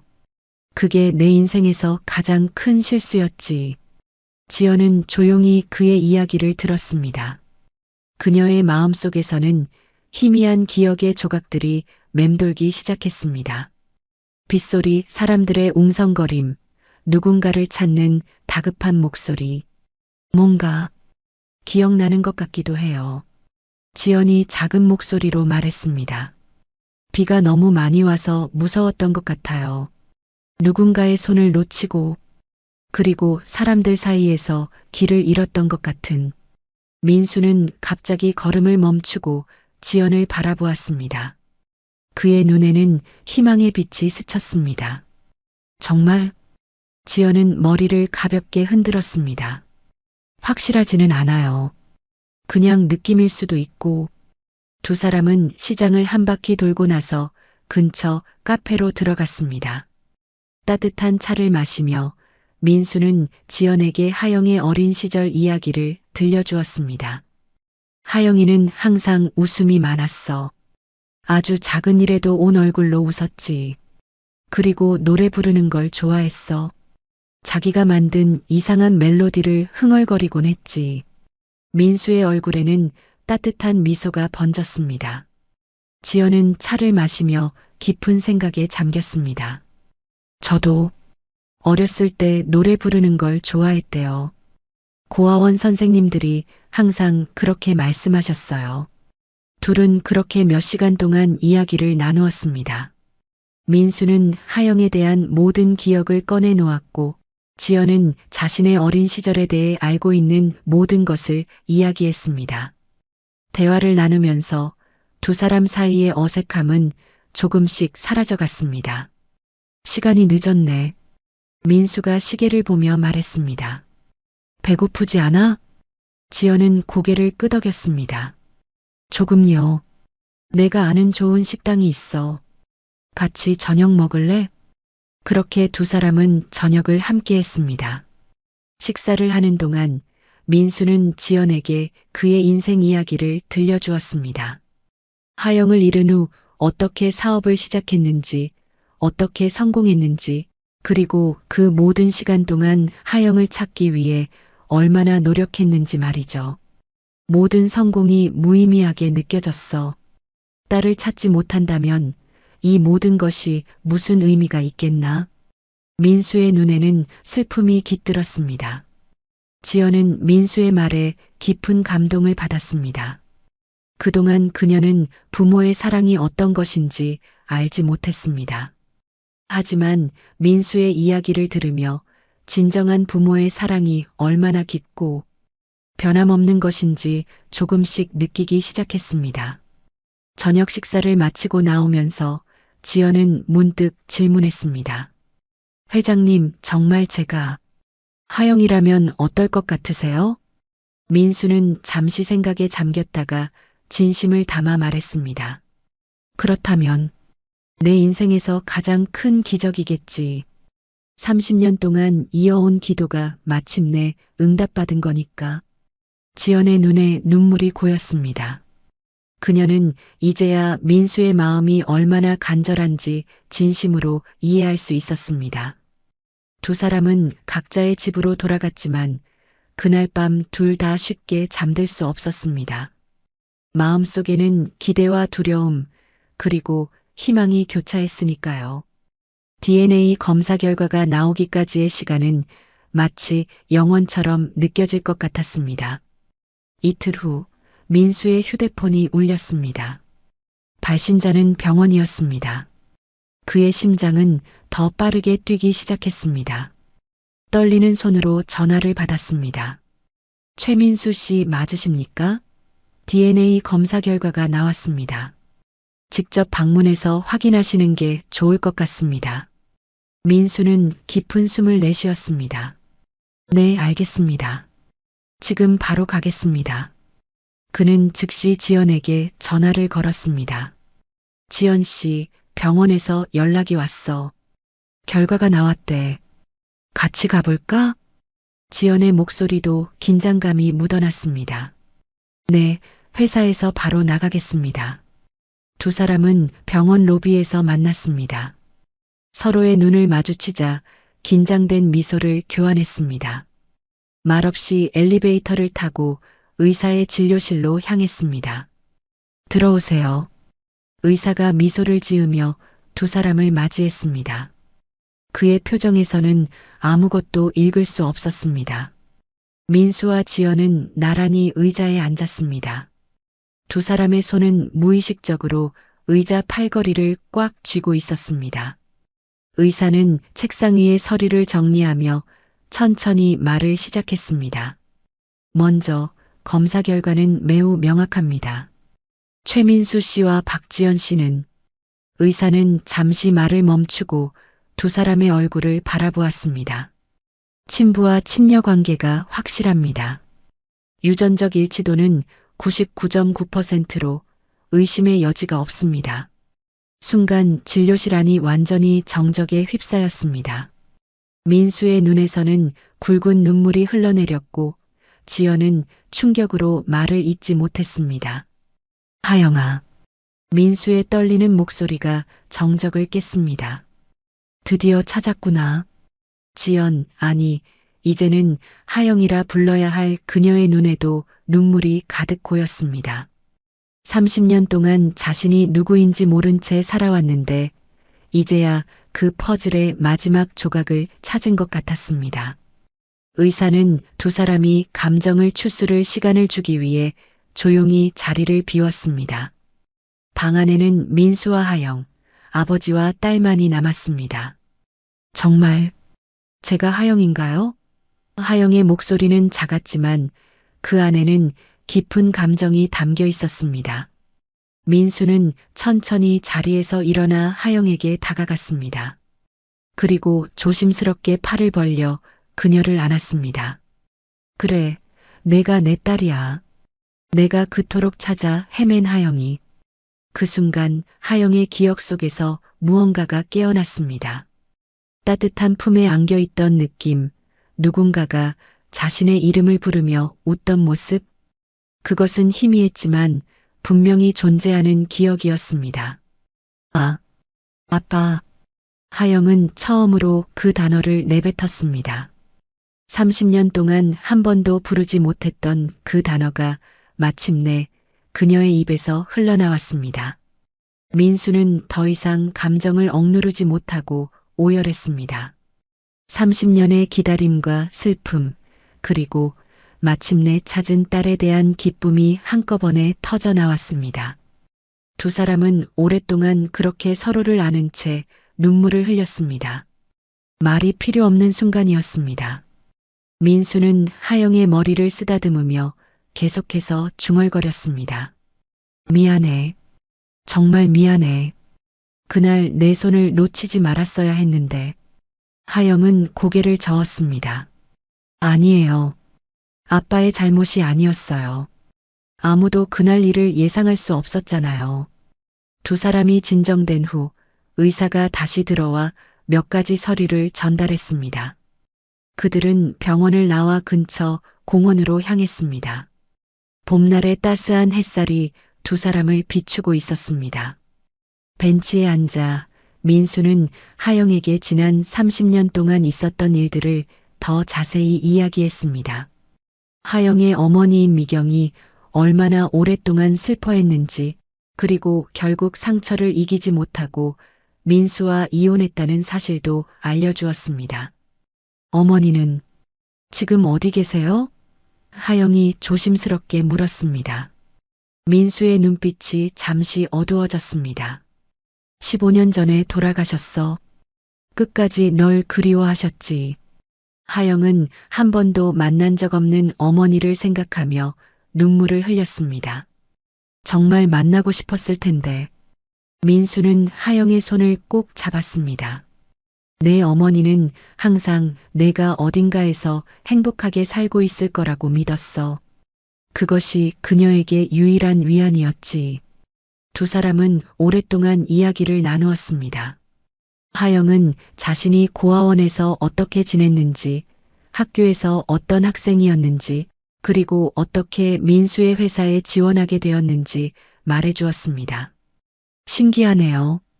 수많은 회사 중에서 하필 아빠의 회사에 지원하다니. 하영이 미소를 지으며 말했습니다. 민수도 미소를 지었습니다. 운명이었나 보네. 30년이 걸렸지만 결국 우리는 다시 만나게 되었으니까. 해가 저물기 시작했을 때 민수는 하영에게 제안했습니다. 오늘 우리 집에 와볼래?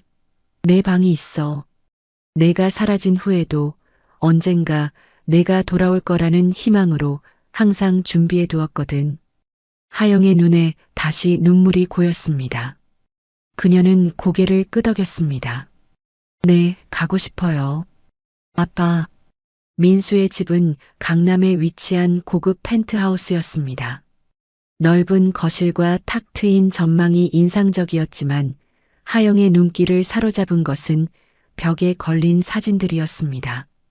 그곳에는 어린 하영의 사진들이 가득했습니다. 3살 생일 파티에서 찍은 사진, 공원에서 놀던 모습, 아이스크림을 먹으며 환하게 웃던 순간들. 이 사진들을 모두 간직하고 계셨어요? 하영이 놀라움을 감추지 못하며 물었습니다. 민수는 부드러운 미소를 지었습니다. 그래. 너를 찾을 때까지 결코 포기하지 않겠다는 나만의 약속이었어. 하영은 천천히 사진들을 하나하나 살펴보았습니다. 그녀는 자신의 과거를 마주하고 있었습니다. 처음 보는 얼굴이지만 어딘가 모르게 친숙한 느낌이 들었습니다. 이쪽으로 와봐. 민수가 복도 끝에 있는 방으로 하영을 안내했습니다. 문을 열자 파스텔 핑크색으로 꾸며진 방이 나타났습니다. 작은 침대와 책상, 그리고 인형들이 놓여 있었습니다. 마치 시간이 멈춘 것처럼 모든 것이 어린 소녀의 방 그대로였습니다. 내가 사라진 후에도 이 방은 항상 이렇게 유지했어. 처음에는 내가 금방 돌아올 거라고 생각했거든. 그리고 나중에는 이 방이 내게 너와의 유일한 연결고리였으니까. 민수의 목소리가 떨렸습니다. 하영은 방 안으로 들어가 침대에 앉았습니다. 손으로 이불을 만지작거리며 그녀는 문득 어떤 기억의 파편을 느꼈습니다. 이 침대에서 자던 느낌, 누군가가 자장가를 불러주던 소리. 가끔 꿈에서 이런 방을 본 것 같아요. 하영이 조용히 말했습니다. 항상 따뜻하고 안전한 느낌이 드는 곳이었어요. 민수는 하영의 옆에 앉았습니다. 내가 태어났을 때 우리는 작은 반지하 방에 살았어. 하지만 내가 사라진 후, 내가 성공하게 되었을 때 너를 위해 이 집을 샀지. 내가 돌아오면 좋은 환경에서 살 수 있도록. 두 사람은 이야기를 나누며 밤이 깊어가는 줄도 몰랐습니다. 민수는 하영의 어린 시절 이야기를 더 자세히 들려주었고, 하영은 고아원에서의 기억과 학창 시절의 이야기를 나누었습니다. 고아원에서는 어땠어? 민수가 조심스럽게 물었습니다. 하영은 잠시 생각에 잠겼습니다. 나쁘지는 않았어요. 선생님들이 친절하셨고 친구들도 있었으니까요. 하지만 항상 뭔가 빠진 느낌이었어요. 내가 누구인지, 내 부모님은 어떤 분들이었는지 모르는 채로 자라는 게 가장 힘들었던 것 같아요. 민수의 눈에 다시 눈물이 고였습니다. 정말 미안해, 하영아. 내가 그런 외로움을 느끼게 해서. 하영은 고개를 저었습니다. 아빠 잘못이 아니에요. 아무도 그날 일을 예상할 수 없었잖아요. 밤이 깊어지자 민수는 하영에게 물었습니다. 오늘 밤 여기서 자고 갈래? 물론 부담스럽다면 억지로 할 필요는 없어. 하영은 잠시 고민하다가 미소를 지었습니다. 네, 여기서 자고 싶어요. 오랫동안 기다려온 내 방인걸요. 민수는 기쁨에 찬 미소를 지었습니다. 좋아. 수건과 잠옷은 내가 준비할게. 필요한 게 있으면 언제든 말해. 하영이 잠들기 전 민수는 그녀의 방문 앞에서 망설였습니다. 그리고 조심스럽게 문을 두드렸습니다. 들어오세요. 하영의 목소리가 들렸습니다. 민수는 문을 열고 안으로 들어갔습니다. 하영은 이미 침대에 누워 있었습니다. 불편한 건 없니? 민수가 물었습니다. 하영은 고개를 저었습니다. 아니요, 오히려 너무 편해서 놀랐어요. 마치 집에 온 것 같은 느낌이에요.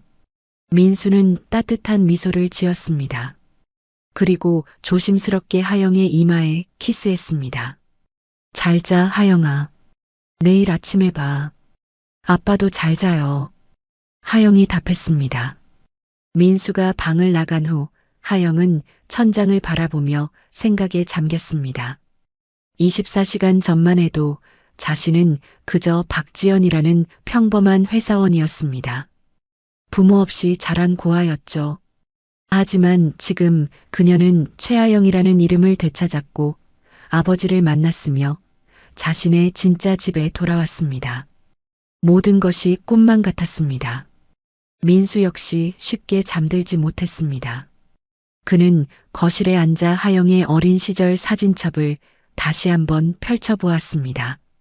그리고 이제는 그 사진첩에 새로운 페이지를 추가할 수 있다는 생각에 가슴이 벅차올랐습니다. 아침이 밝았을 때 민수는 일찍 일어나 아침 식사를 준비했습니다. 하영이 좋아했던 음식들을 기억해내려고 노력했지만 사실 30년이 지난 지금 그녀의 취향이 어떻게 변했을지는 알 수 없었습니다. 하영이 부엌으로 들어왔을 때 민수는 밝게 미소 지었습니다. 잘 잤어? 하영은 고개를 끄덕였습니다. 네, 오랜만에 정말 편하게 잤어요. 앉아. 아침 준비했어. 내가 뭘 좋아하는지 몰라서 여러 가지 준비해봤어. 민수가 말했습니다. 하영은 테이블에 앉아 다양한 음식들을 바라보았습니다. 미소가 그녀의 얼굴에 번졌습니다. 와, 정말 감사해요. 사실 저는 계란말이를 정말 좋아해요. 민수의 눈이 반짝였습니다. 그래, 내가 어렸을 때도 계란말이를 정말 좋아했어. 아침마다 아빠 계란 주세요 하고 조르곤 했지. 두 사람은 웃으며 아침 식사를 시작했습니다. 어색함은 점점 사라지고 대화는 더 자연스러워졌습니다. 마치 오랫동안 함께 살아온 가족처럼 말이죠. 아침 식사 후 민수는 하영에게 제안했습니다. 오늘 회사에 가지 말고 하루같이 시간을 보내는 건 어떨까? 30년이나 기다렸는데 하루쯤은 쉬어도 되지 않을까? 하영은 미소를 지으며 고개를 끄덕였습니다. 좋아요. 저도 그러고 싶었어요. 민수는 손바닥을 마주쳤습니다. 좋아. 그럼 어디에 가고 싶어? 하영은 잠시 생각에 잠겼습니다. 어렸을 때 자주 가던 곳이 있나요? 제 기억 속에 남아있을 만한 장소요. 민수의 눈이 반짝였습니다. 내가 정말 좋아했던 곳이 있어. 한강공원이야. 주말마다 너를 데리고 가서 자전거도 태워주고 피크닉도 했었지. 그럼 거기 가볼까요? 하영이 기대에 찬 목소리로 물었습니다. 두 사람은 한강공원으로 향했습니다. 봄날의 따스한 햇살이 강물 위에 반짝이고 있었습니다. 민수는 하영의 어린 시절 이야기를 계속 들려주었습니다. 여기서 내가 처음으로 자전거 타는 법을 배웠어. 넘어져서 무릎에 상처도 났었지만 넌 울지 않고 다시 일어나 계속 도전했어. 민수가 자랑스러운 미소를 지으며 말했습니다. 하영은 강변을 따라 걸으며 주변을 유심히 살펴보았습니다. 어딘가 모르게 친숙한 느낌이 들었습니다. 이상하게도 여기 오니까 편안한 느낌이 들어요. 마치 몸이 기억하고 있는 것 같아요. 그들은 벤치에 앉아 한강을 바라보았습니다. 민수는 하영에게 물었습니다. 앞으로 어떻게 하고 싶어? 물론 천천히 생각해도 돼. 갑작스러운 변화가 너에게 부담이 될 수도 있으니까. 하영은 깊은 숨을 내쉬었습니다. 아직 잘 모르겠어요. 모든 게 너무 갑작스러워서. 하지만 한 가지 확실한 건 아빠와 더 많은 시간을 보내고 싶다는 거예요. 30년의 시간을 어떻게 한 번에 따라잡을 수 있을까요? 민수는 하영의 손을 부드럽게 잡았습니다. 천천히 해도 괜찮아.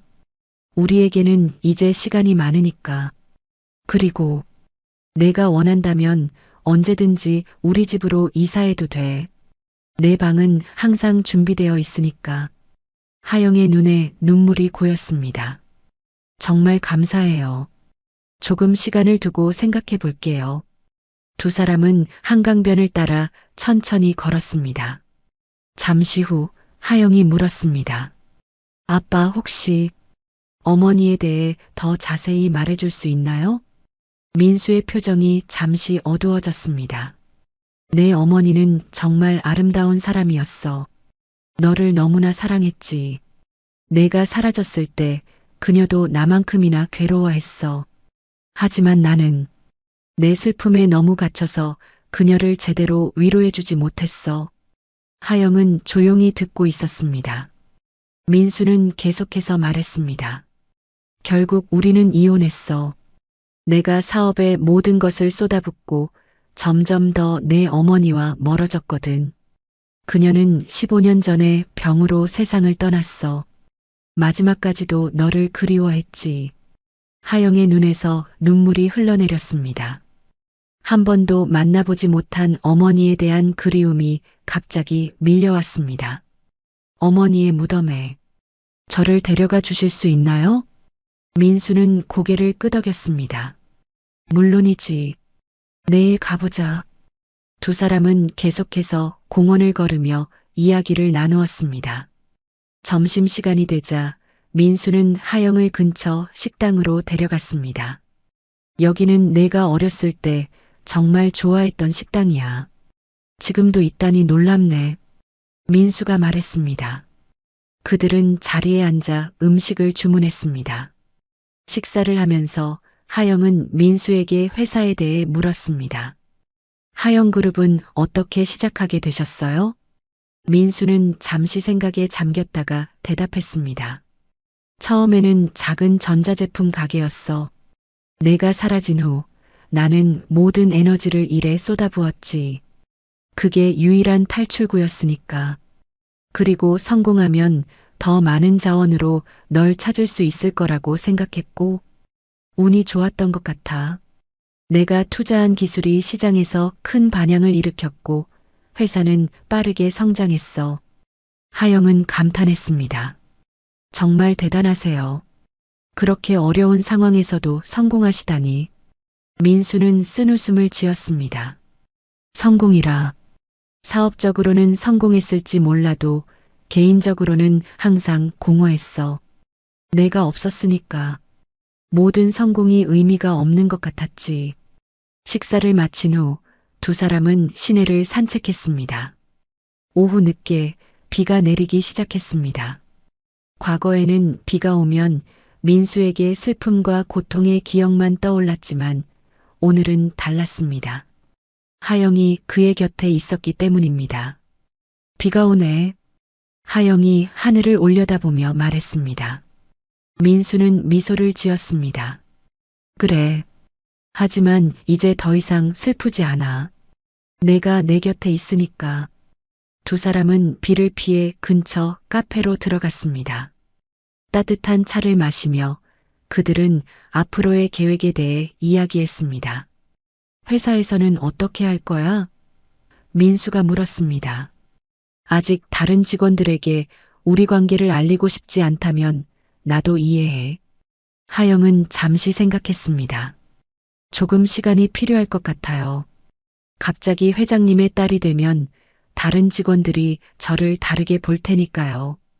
일단은 비밀로 하고 천천히 준비해 보는 게 어떨까요? 민수는 고개를 끄덕였습니다. 그래, 내가 편한 대로 하자. 서두를 필요 없어. 카페에서 나올 때쯤 비가 그쳤습니다. 해가 지기 시작하면서 하늘에는 아름다운 무지개가 떠올랐습니다. 무지개예요. 하영이 감탄했습니다. 민수는 미소를 지었습니다. 무지개는 희망의 상징이라고 하잖아. 우리에게도 새로운 시작을 알리는 것 같네. 두 사람은 무지개를 바라보며 잠시 서 있었습니다. 그리고 민수는 조용히 말했습니다. 오늘 정말 행복했어, 하영아. 하영도 미소를 지었습니다. 저도요, 아빠. 집으로 돌아가는 길 민수와 하영은 더 이상 낯선 사람들이 아니었습니다. 그들은 아버지와 딸 30년 만에 다시 만난 가족이었습니다.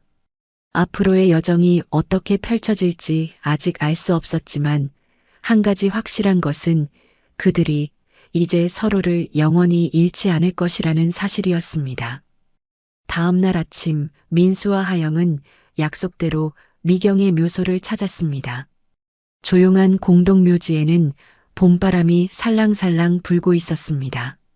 하영은 손에 하얀 국화 한 다발을 들고 있었습니다. 민수의 안내를 따라 그들은 한적한 언덕 위에 있는 미경의 묘소 앞에 섰습니다. 여기야. 민수가 작은 목소리로 말했습니다. 하영은 비석을 바라보았습니다. 정미경, 사랑하는 아내이자 어머니라는 글귀가 새겨져 있었습니다.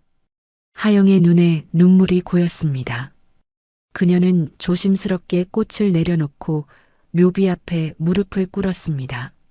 어머니, 저예요, 하영이에요. 하영의 목소리가 떨렸습니다.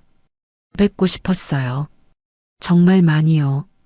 민수는 조금 떨어진 곳에서 조용히 지켜보았습니다. 하영이 어머니와의 첫 만남을 가질 시간을 주고 싶었습니다. 하영은 한참 동안 묘비 앞에 앉아 혼잣말처럼 이야기를 나누었습니다.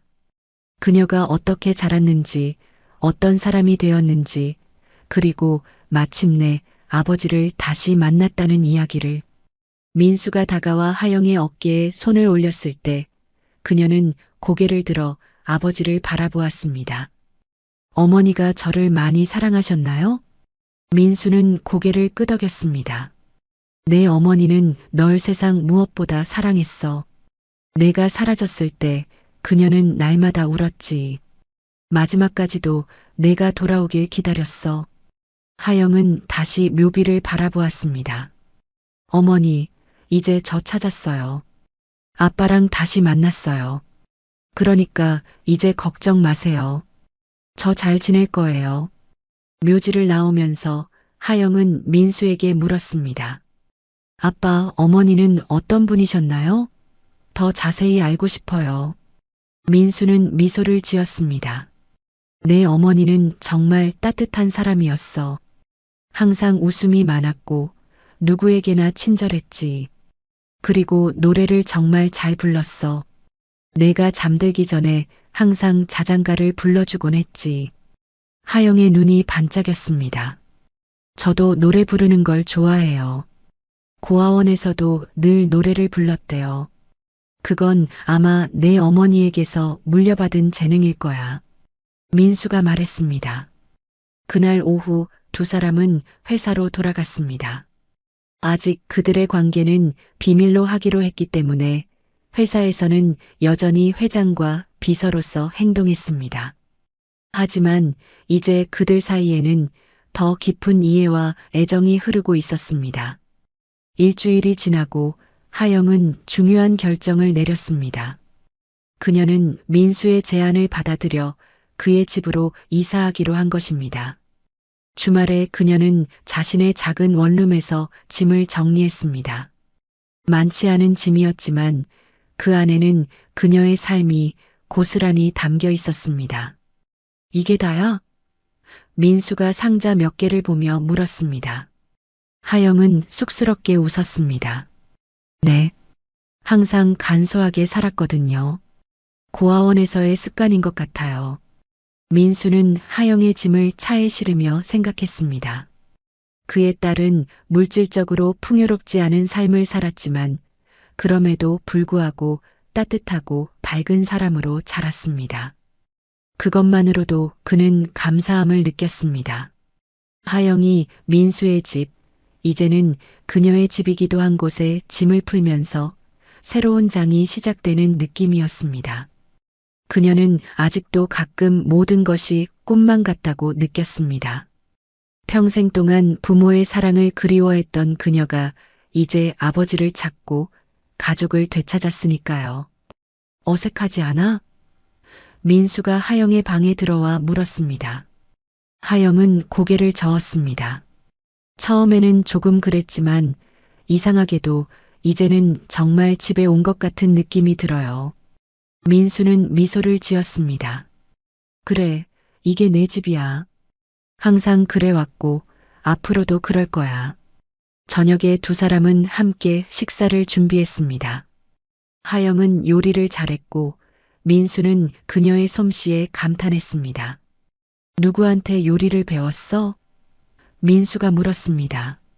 하영은 채소를 썰며 대답했습니다. 고아원 원장님께요. 제가 어릴 때부터 요리에 관심이 많았거든요. 원장님이 주말마다 저한테 요리를 가르쳐 주셨어요. 민수는 문득 자신이 하영의 삶에서 얼마나 많은 순간을 놓쳤는지 깨달았습니다. 그녀의 첫 학교 생활, 첫 친구, 첫사랑. 그 모든 순간에 자신이 없었다는 사실이 가슴 아팠습니다. 하영아, 혹시 내가 물어봐도 될까? 내 첫사랑은 언제였어? 민수가 조심스럽게 물었습니다. 하영은 잠시 손을 멈추고 생각에 잠겼습니다. 고등학교 때요. 그 애는 반장이었는데 저한테 항상 친절했어요. 하지만 고백은 못했어요. 너무 부끄러워서. 민수는 미소를 지었습니다. 그랬구나. 혹시 지금 만나는 사람은 있어? 하영은 고개를 저었습니다. 아니요. 일에 집중하느라 연애할 시간이 없었어요. 그들은 계속해서 하영의 과거에 대해 이야기를 나누었습니다. 민수는 딸의 삶을 조금씩 알아가며 놓쳤던 시간을 조금이나마 따라잡으려고 노력했습니다.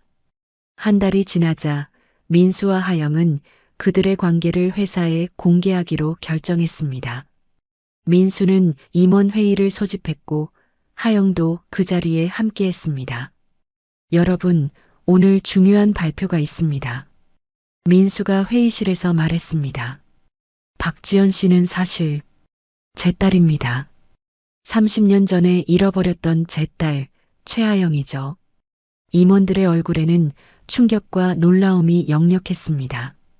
민수는 간략하게 그들의 이야기를 설명했고, 하영을 회사의 일원으로서뿐만 아니라 가족으로서도 존중해 줄 것을 당부했습니다. 뉴스는 빠르게 회사 전체에 퍼졌고, 하영을 바라보는 시선이 달라졌습니다.